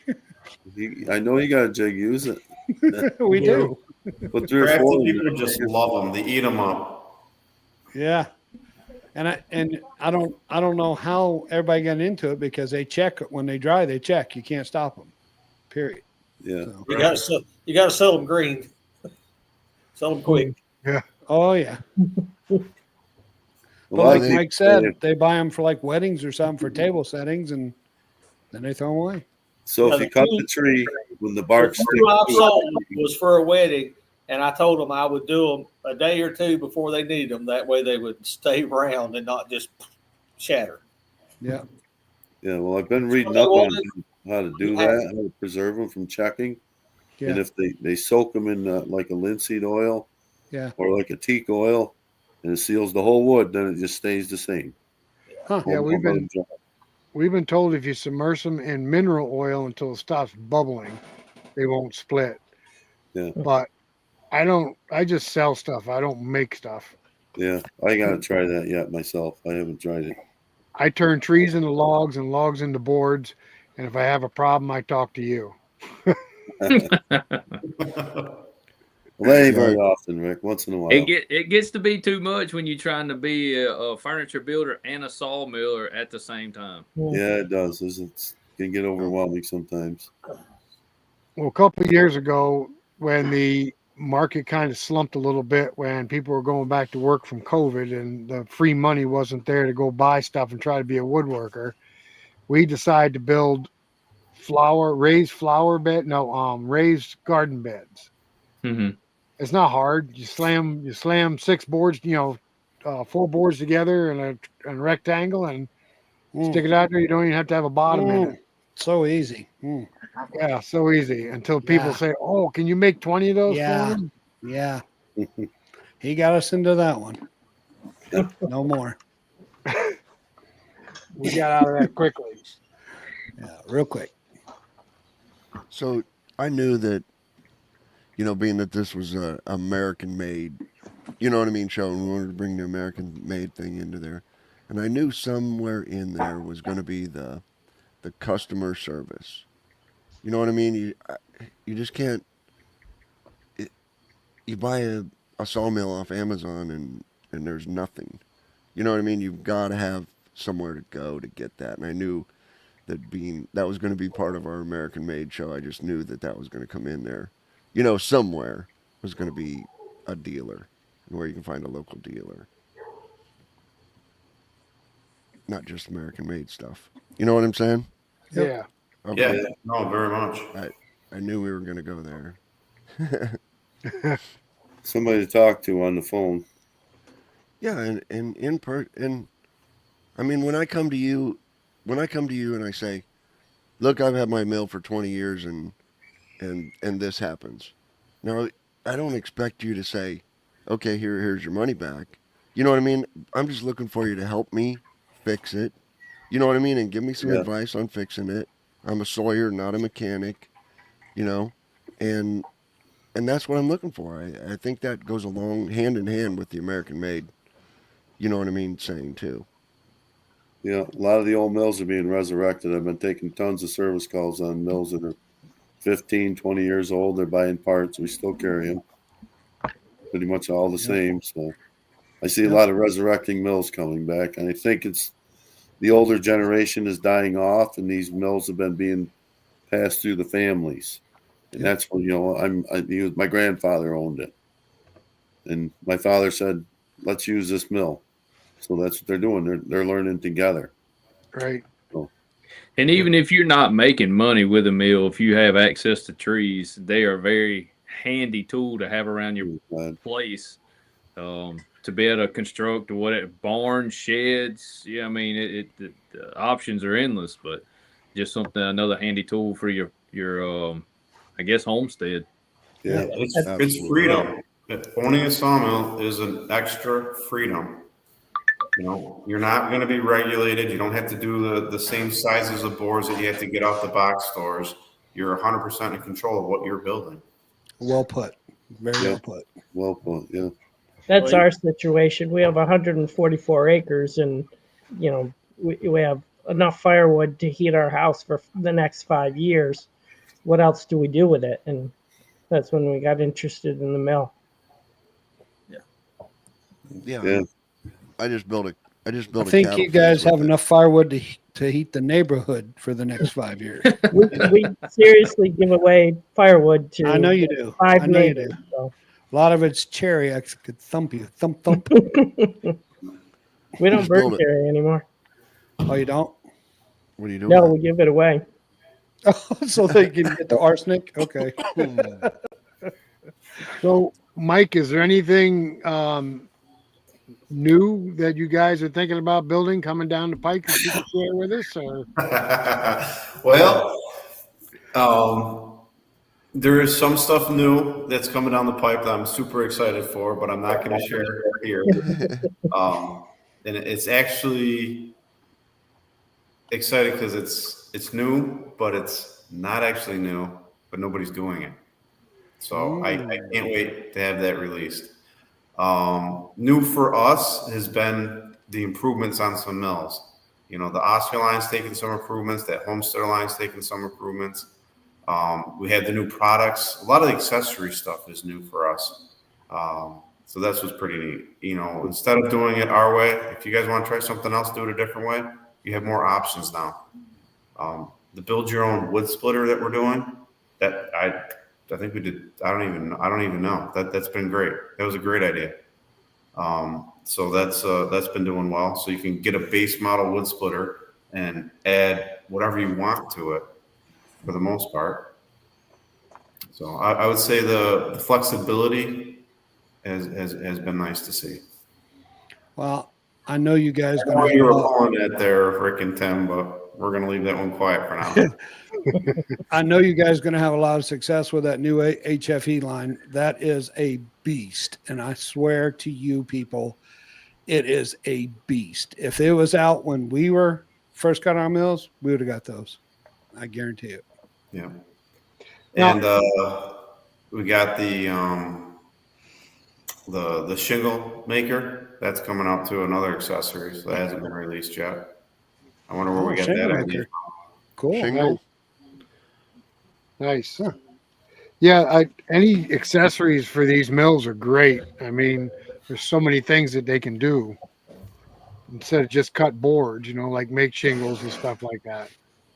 So We made improvements on the dogs this past year. It's been great. Oh, yeah. Dogs and the tips. Oh my God, those the wide heads. We finally They got to are use them. They awesome. were good.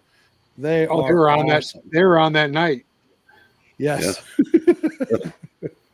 Yeah. Got home We and were put them just- right on. We were just talking today because we had a order for a couple of 100 1x8s, but we were doing some flitches, and Rick goes, "Isn't this wonderful? You just slide it over. You don't even have to raise it up anymore and pinch it." I know. Yeah, you just push it over and it's tight and it's That's flat. it. Yeah. Yeah. Perfect. Yeah.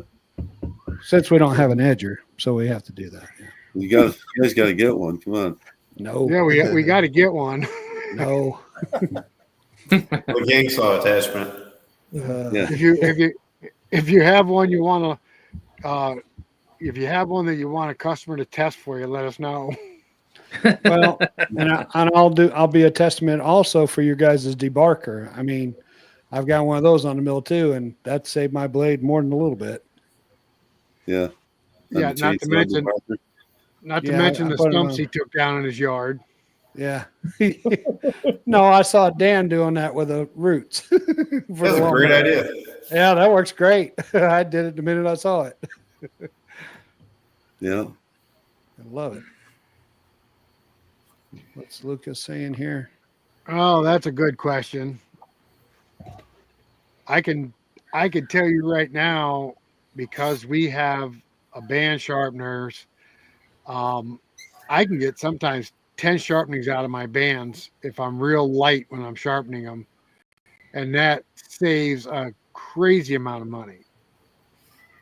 You turn a box of 15 into a box of 150, basically. That's what I usually get: 6, 7, sometimes 8 sharpenings out of a band. Yeah, we just You guys are a touch lot them. more gentle than I am. Yeah, and the homeowner's a lot more gentle than, sending them out to Wood-Mizer. Yeah. Or, sending them out to anybody else. You send them out to somebody else, Wood-Mizer's has got to, or whoever it is, has got to guarantee that they're sharp when they send them back to you. So they've got to grind them. You know what I mean? They've got to grind and grind and grind. Where mine, if I go out, I just barely touch mine and get the 10 or 11, sharpenings out of them. Right. Just barely touch it. If it's dull, I put it on and it's dull, I lost 3 minutes of my life. That's it. I take it off. You know what I mean? Go back into the shop, get another one and do it over again. I'm not mad at Wood Miser or anybody else who has sharpened my blade. It's my own fault. I use And so- some of y'all might have seen or know of Robert Westfall on for Thomas's channel, and I have done a video on him here. He sharpens blades for me, and he has some of Wood Miser stuff. $10 a blade for my size blades. It just comes down to a time thing for me. When you're running 50 blades, you bring him 30, 40 blades at a time. It's a time thing. It's cheaper for me to give him the blades and I continue what I'm doing. Right. And I hear a lot of people say that all the time, and that's probably fine when you're 30 or 40 years old, but when you're 55, I'm happy for that 10-minute break or 5-minute break to sharpen my blades. Yeah, I was about to answer that too. It doesn't have time. I'm still working a full-time job to sawmill and build a house. Right, and that's great. Neil, youngster. wait, hold on a minute. Right. Hold on a minute. Just hang on a second. Neil, please share with everybody what you do for a living. Fly around an airplane and look for fish. He's a pirate looking for treasure. That's right. That's what I do. Yeah, So, blades, John, blades can get expensive, especially when you change mills and you go to a lot bigger mill. Blade prices go way up. Joe Main owes me dinner. I called yesterday and ordered 10 boxes. ooh, Yeah. John Davison, how long does Yes. it take you to run one of your blades through? 22 minutes? Yeah, 20 minutes. So Paul and that's- Andy but Paul and Andy got the brand new Pro one. The Yeah, same with one that we got. with the high speed. Yeah, so we went over there and I helped them set it up. What was it, Andy? 5.3 minutes to No, sharpen six. my blade? I think between 6 and 7 minutes. Between 6 Oh and my 7 God, minutes. that thing flies, John. Zink, zink, Right. zink, zink, zink. Isn't setting it too? What's No, that? it's not setting it. No, Not it's setting not it setting them, but No, not But setting them. I was so amazed, and Andy and Paul's like, I don't know if we like it. Okay, well, I'll take it. I run So- the Wood Miser DMS 250, and I can do a 195-inch band in less than 2 minutes. Really quick. That's Right. what Robert runs. He runs. He's got actually 3 of them. Yeah. I've had people ask me to resharpen. I do for a couple of my local Sawyer friends, but I take on no new customers because I can't make enough money standing over there sharpening blades versus. Yeah, it's Right. tough enough. Yeah. I only do it because when I switched to cutting my own, I was running LT35, and I was averaging about $20 a resharp by the time I paid to ship it to their Wood Miser, paid them to sharpen it, and paid them to ship it back, and then you have 3 or 4 that they would call, and I was within $4 or $5 a price of just buying new ones versus not even shipping them back. Yep. But No. the question was, how many blades do you need to sharpen to make it cost effective? Well, go price a sharpener. A BMS 250 is going to run you about $2,500. If you sharpen 250 blades, you've paid for it. Yep. When I bought my 250 and my setter, we paid for it the first week we sharpened blades because I had over $8,000 blades in inventory, and most of them were dull. Yeah. Now, Eric, Guys, I'm gonna have to sign off here. My computer did a Windows 11 update, and apparently it smoked my battery. I didn't bring my charger out here with me. well, Mike, we appreciate you coming on and thanks for joining us. Yeah. Good meeting you, man. Yeah, Hey, Mike. appreciate all you guys. So You- go American made. I think our country's great. Yes, sir. Yeah, you win. Austin. And he His died. battery died. But you guys- I was going to ask him before he left if Hudson made a sharpener because I don't know. Yes. Yes. Yeah, we got a sharpener. Rick has one. Are you running the CBN wheels? Yes. Yes. But it's a manual sharpener. It doesn't have a cam. It doesn't automatic sharpen as the one I have. The one I have, you have to advance the blade and hit the wheel into the blade yourself. They can always upgrade. It's hard to beat the automatic sharpener. Well, Said it- I've gotten used to mine to the point to where I can do a blade in about 7 minutes. So, and I got a 168-inch blade. You guys want to go through and answer this question right here? Well, I wanted to ask Eric something real quick. You said you sharpen blades for a couple of friends. Yes. If they're still your friends, you're not charging enough. No, I don't. I don't charge them enough. I charge them $10 a blade, and I don't clean bands. First time they bring me a dirty band, I hand it back to them. Say, put that on your mill, run some diesel on it or ATF, and clean it, and bring it back to me. I'm not your mom. I'll clean up your mess. I said, you go look at I got used bands hanging on the wall. I said, go over and look at mine. Every one of mine's clean because I don't take them off my mill like that. If I knock it off and it's dirty, I put it back on, clean it, and then take it off so that I can sharpen a clean band. All right. So this question that just popped up, I'm going to see, I have to agree with John Davison. When we sharpen our blades, we just barely touch them. You don't have to grind the snot out of them to make them sharp. So therefore, you can sharpen it quite a few times before you have to reset the teeth. Let me show people a trick. Mr. Robert, he cleans for the $10. He built him a wire wheel setup with a piece of wood under the bottom. He runs it through there, cleans all the sawdust and pitch buildup, hand inspects for cracks, and he's and this is what he's a blade sharpener, and he's got a barn full of blades, and but he checks the set, and then his son sharpens them. Okay. And he sharpens hundreds and hundreds and hundreds a week. Here's your tip for all you sawyers out there to sharpen your own blades. Get you a roll of cheap tape and a Sharpie. When I take a band off, if that band is good cutting, it's just dull, I don't put nothing on it.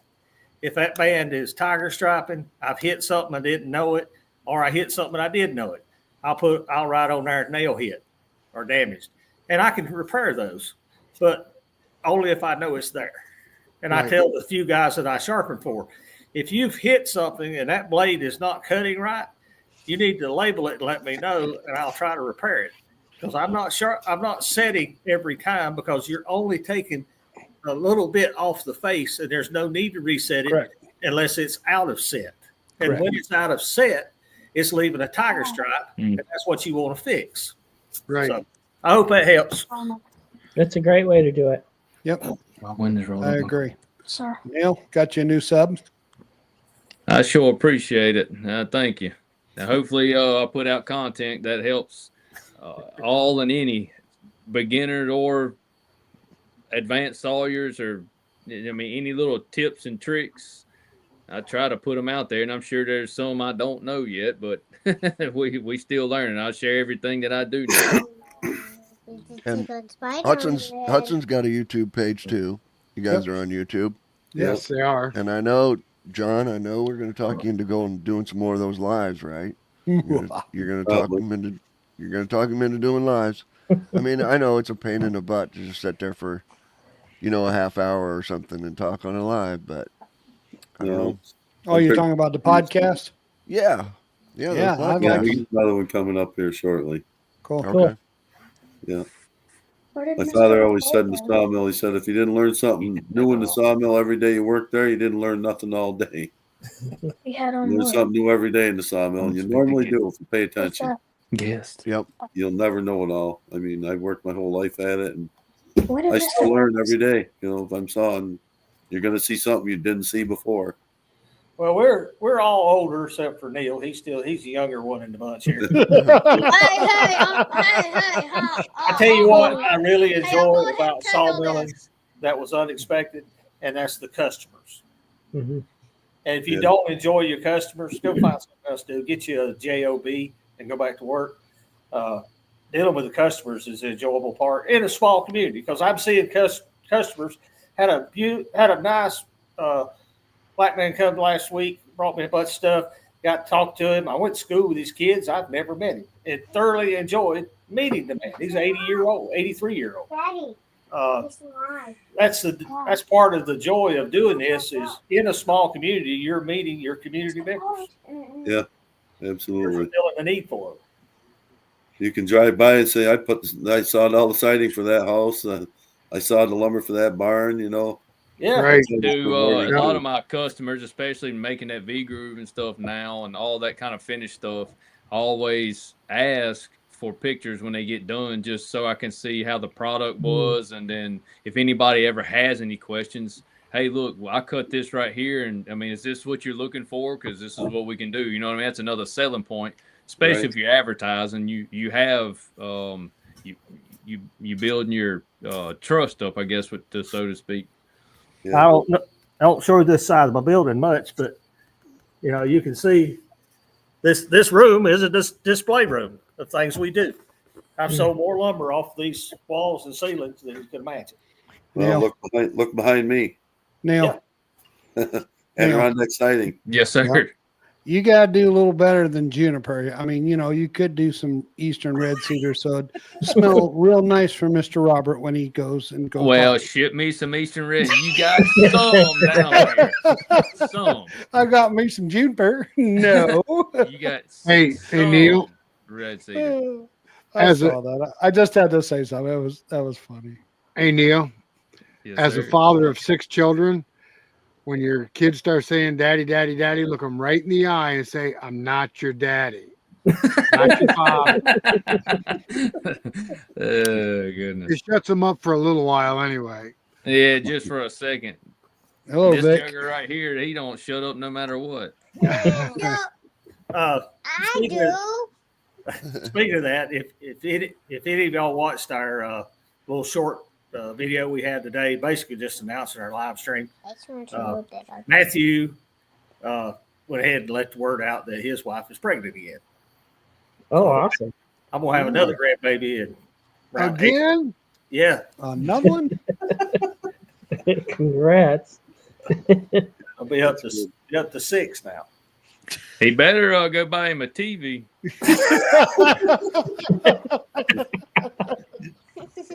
Well, I told his wife, I said, y'all figured it out, just keep having it. She said, no, I'm done. I said, no, you get all the hard work figured out how to make them. I said, just keep making them.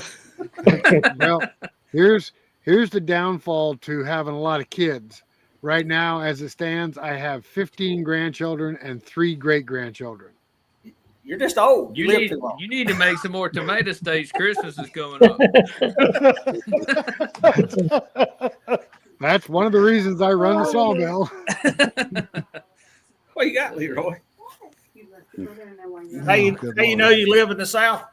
Your dog comes crawling in with a deer leg bone. It's that time of year. It is. Yeah, my oldest grandson, he shot a 10-pointer a week or so back, and that's probably the leg bone out of it he found. Go put that back. You ain't take it in the house. It's going to stay outside, boy. Yeah, I had I'm kind of a character anyway, but there was one of the dogs that drug home. I think it was probably a femur off of a cow. It was laying in the yard, and the dog's laying there chewing on it. And I had some Jehovah's Witness come by, and I never run them off. I don't run them off. I just talk to them for a minute. But at any rate, one of them looked at it, he goes, "What is that?" And I'm like, "That's the last Jehovah that came up here and didn't respect the dog."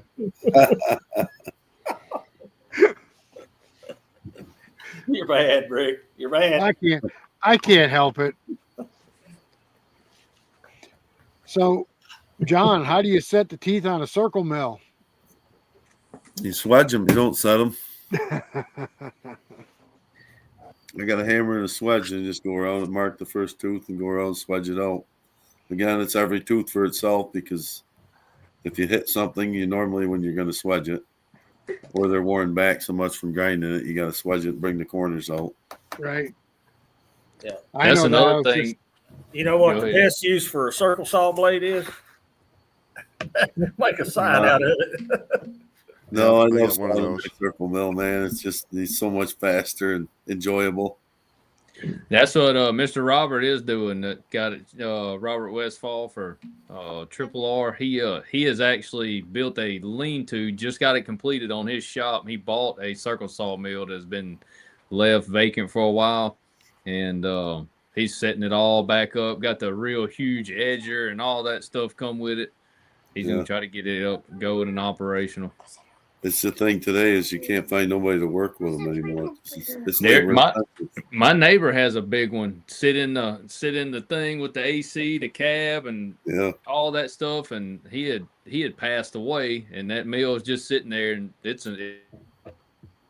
but with that right there, that edger really comes in handy. Yeah. Is there anybody around that even hammers blades anymore, John? There's a guy over by, where the hell was he? Over by Sherburne, New York, I think. He was supposed to be teaching an apprentice because he was the last of the hammerers in New York that I knew of. But that's a lost art. Yeah, that's a lost art for sure. There's no one around here. That's a couple of circle mills I know personally that still run, and they have to box it up and send it, several states away to get it rehammered. Yeah, so I sent my last one. I sent it out to Ohio, and we had a couple from Hudson on our circle brute have to get hammered. We sent them back to Ohio.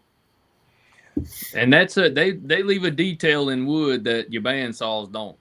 Yeah, some people look for it. They do look for it. Oh, now my neighbor has a swing blade. I don't know if it's a Lucas or not.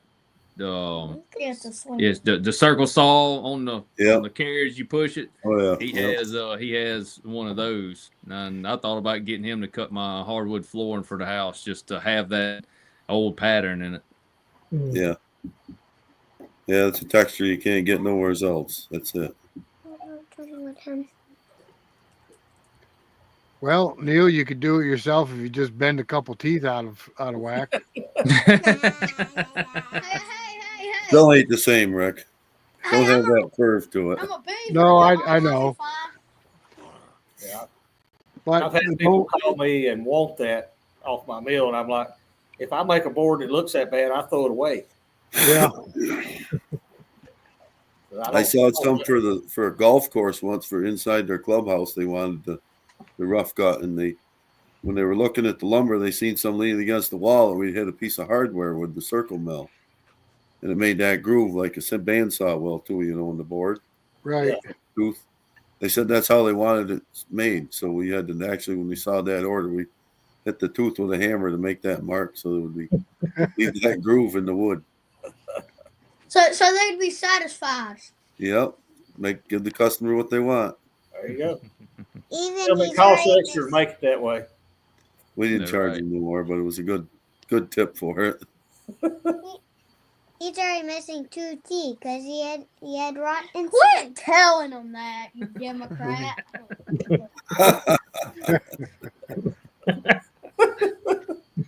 He didn't listen to you there, did he? I'm telling you, he ain't quiet, and he never sits down. This is the calmest he's been all day. Mercy. That's my tractor driver. We at the mill. He keeps my scraps at the burn pile and my fresh logs stacked up on the log deck. Yep. That's a good job for him to learn on. Yeah. Man, he's a tractor. He'll use that tractor like a 4-wheeler. I said, son, you got to turn it off sometime or another. Yeah. Yeah, I had my youngest son dragging logs with the Massey. When he was 12 years old, he was dragging logs out of the woods. I was knocking the trees down, plucking them up, and he was dragging the logs down to the mill. No, this is year number, what, year and a half you've been driving it? So since he was seven and a half. No. I gotta slow him down a little bit. He tore my bush hog up the other day. wait until he hops into your plane. Oh yeah. I already do that too. No, good for you.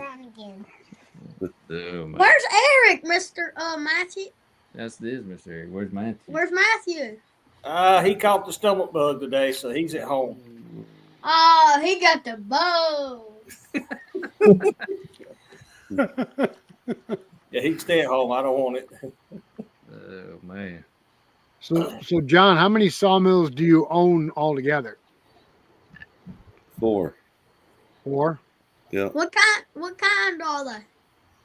Well, we got the homemade circle mill. So that's 5. That's the American, the Frick, the Ireland, the bell saw. It had all kinds of parts in that one. And I got the Ireland number 7 mill. That's the circle mill. I always thought I'd like to try an Edmondson circle mill. They look pretty modern for a circle mill. Which one? Edmondson. Edmondson. Yeah, they're pretty good. Meadows is a good one. Meadows. Yeah, they're pretty good rugged mill built today.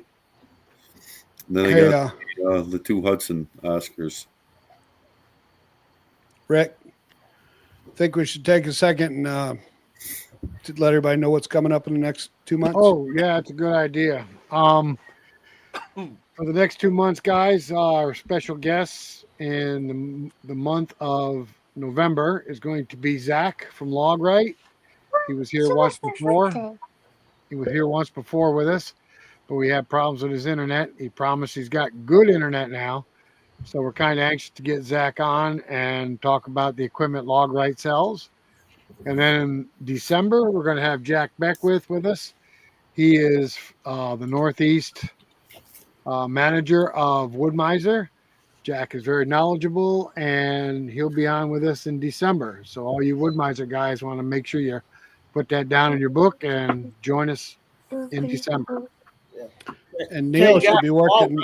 We need one, set right behind each of us before we do the live stream, so we can get them out. I want one of the new ones. Just reach out there, grab a slab with it, pull it. There you go.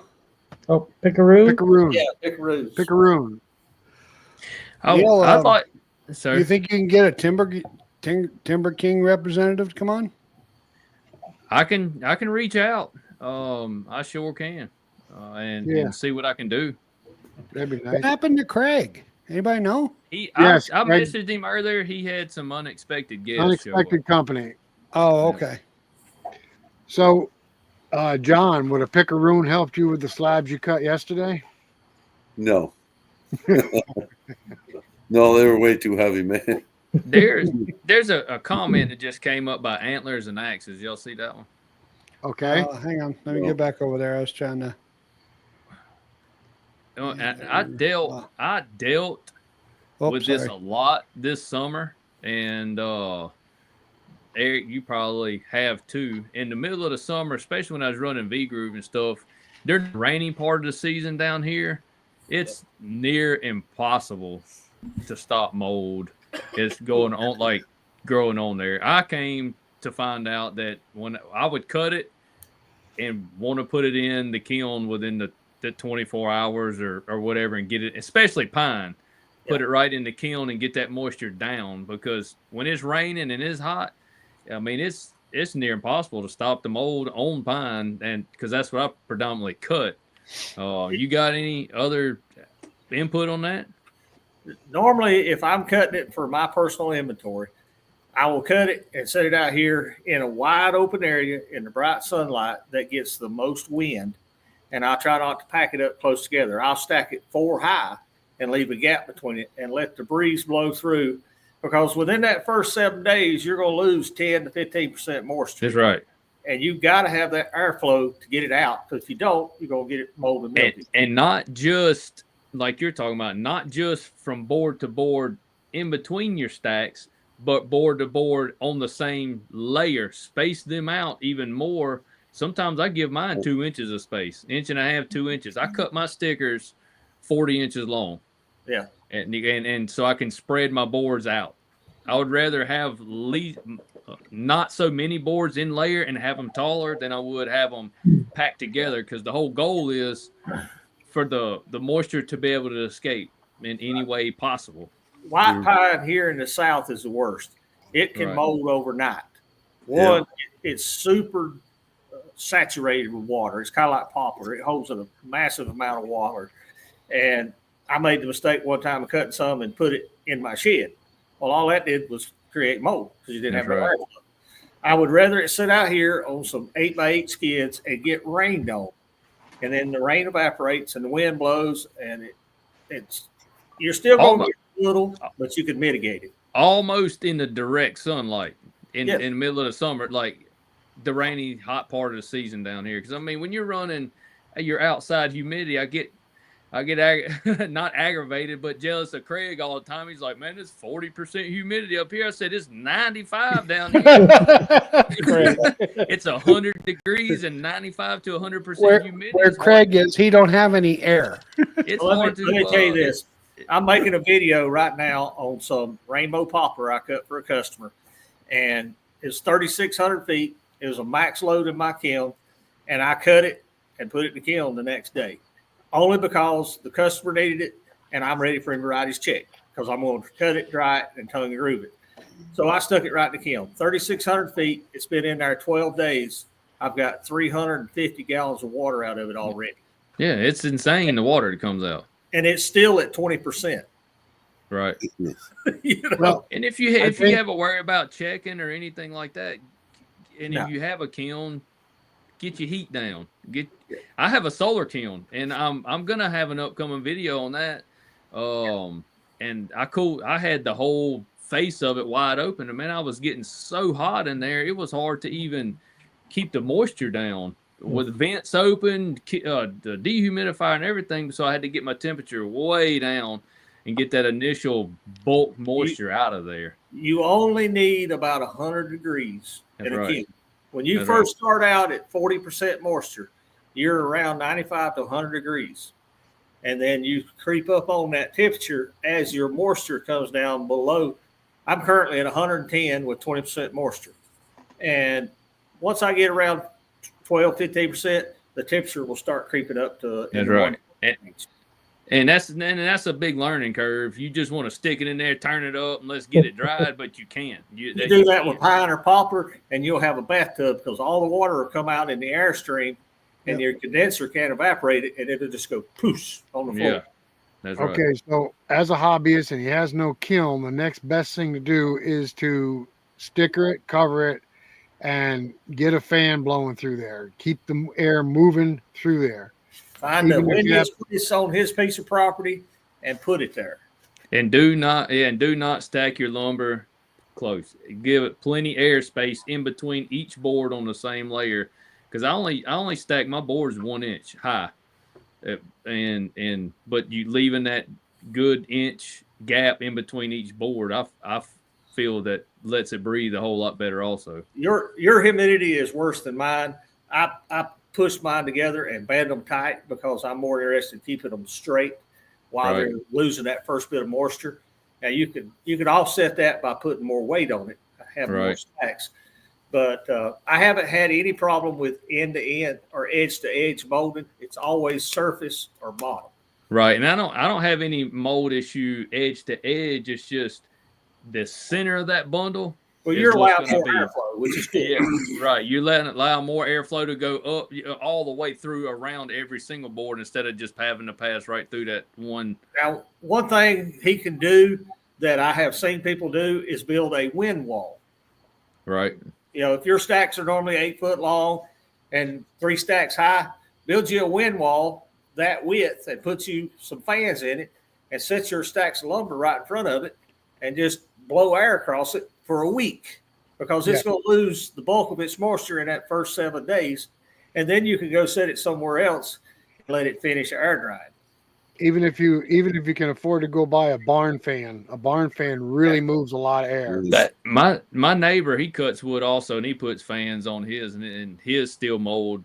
Just the humidity is so outrageously high here. I mean, you can't even stinking dry clothes down here, and when it's at its peak time. I mean, 100. You're looking at 100% humidity. I mean, it's insane. Yeah, and then it's raining every couple days. It rained every day for almost 2 months down here. Just even if it's a drizzle, I mean, it just adds that much to the ground evaporating moisture. It's just surrounded by moisture. I do the same thing in the summertime. I hate to run my over temperature vent on my kiln because if I get over temperature, I dump out 50% moisture air because it's too hot, and I suck in 100% moisture air that's cool. Right. That's right. That's right. That's right. It's a learning curve, especially down here. I mean, just you might go several hundred miles north and it's way different. Like you're not super far from me, but Yeah. and you live on the coast pretty much. Well, here in the Western North Carolina, we just have high humidity during the summer Right. and no wind. Now, as soon as it gets cold, the wind will start blowing. It blow up, your shirt tail and you freeze to death. But you can't buy a breeze in the summertime. Yeah. Well, when you live where we live, we can freeze dry ours in the wintertime. It does too. Yeah. I know. They laugh. What's the moisture content? Cold. Yeah. Craig was cutting that wood out of that log that day and put that moisture scale right off the top of the log, and it was like 12% or 7%, something crazy. And I laid mine. I was cutting at the same time. I laid it on there. Mine, I got a lignum mat. I laid it on there. It said 65. It's like, come on, man. 65. Holy.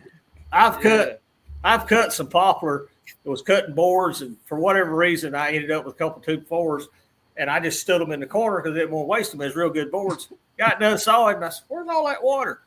Them 2x4s that just run water right out in the floor like a garden hose.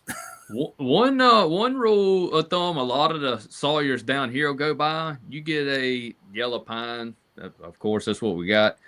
Sit it over there. When that bark, I always call it bleeding the log. You let a lot of your sap come out of your ends, and then you lose a little moisture from that, but you let the bark start slipping. And when that bark starts slipping off, that's when they say it's ready to cut. And that's what it kind of. I've cut it straight. I've cut them down and cut it, but man, the pitch is so crazy. I've been cutting a bunch here lately that we bought in the spring for inventory, and went through and sawed a lot of big logs up. Now I'm down to the what'll cut 6 and 8 inch boards, so we're just trying to get rid of them. And like I say, they've all slipped the bark. There's very little to no pitch in them because it's worked its way out. That's right. As long as they don't dry out, mine stayed wet because they're up against a dirt bank. As long as they don't dry out brittle, they're easy to saw. Oh yeah, absolutely. Well, our pine is a very distinctive way to find out when you need to get it cut is when you can hear the beetles crunching inside it. Oh, yeah. Yeah, you're gonna have that from day one when they hit the ground. Here, and I've learned too with pine, the tighter your wood grain is, the longer that log will stay good. Because I've had the ones I'm still cutting now, they got dropped off in the spring. Yep. And it was 9 18-wheeler loads, and I still probably got 4 of them left. Of course, some of them is going to be coals. They're the smaller trees. They're going to go bad faster. They're going to fill up with bugs. But letting that pine sit over time also adds a lot of bluing into that wood. And some people don't like it, but it is a niche thing to where you can charge more for that because only time puts that bluing in there. I think it's beautiful. I've sold a mountain of wormy white pine. That's right. Let it sit out there, and the worms just eat it up, and then cut it into 1-bys and make tongue and groove out of it. And it looks like a cheap cypress, just full of wormholes.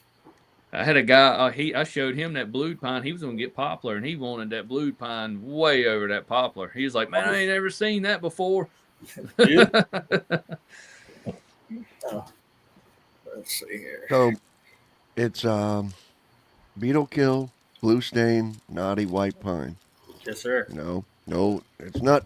It's not buggy pine. It's not blue pine. It's beetle killed, blue stained, knotty white pine. Otherwise known as shit for building lumber. But it's pretty. But them yellow pines, you get them, and they're not bad at all. See that? They're nice. Yeah. That is purple. That's what's in the kiln. It is purple poplar.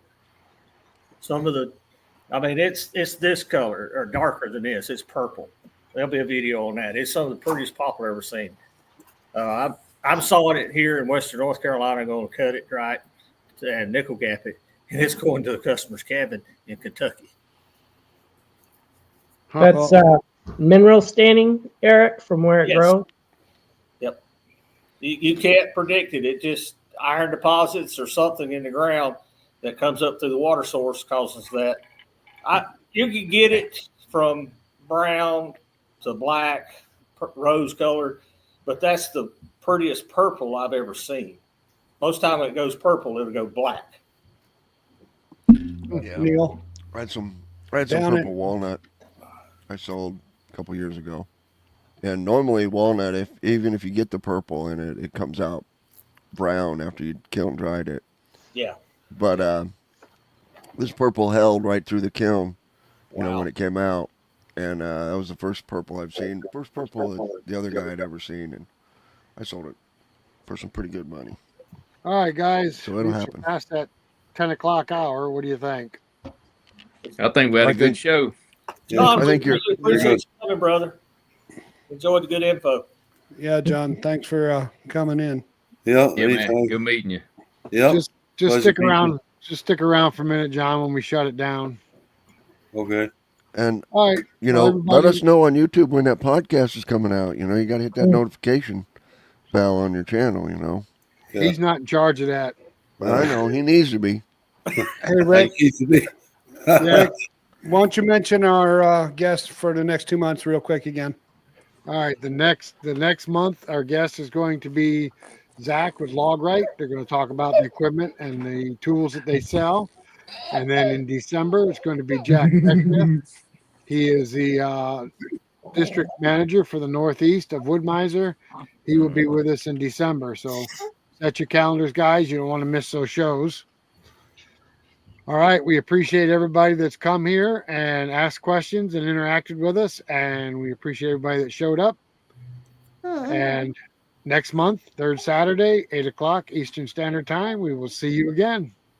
See you. Thanks for stopping by. Thanks, everyone. Thanks, Good guys. night, everybody. Good Good, night. everybody. We want to thank everybody for stopping by the show tonight. And remember, it's the third Saturday of every month that we all gather and are on the show. See you later, guys.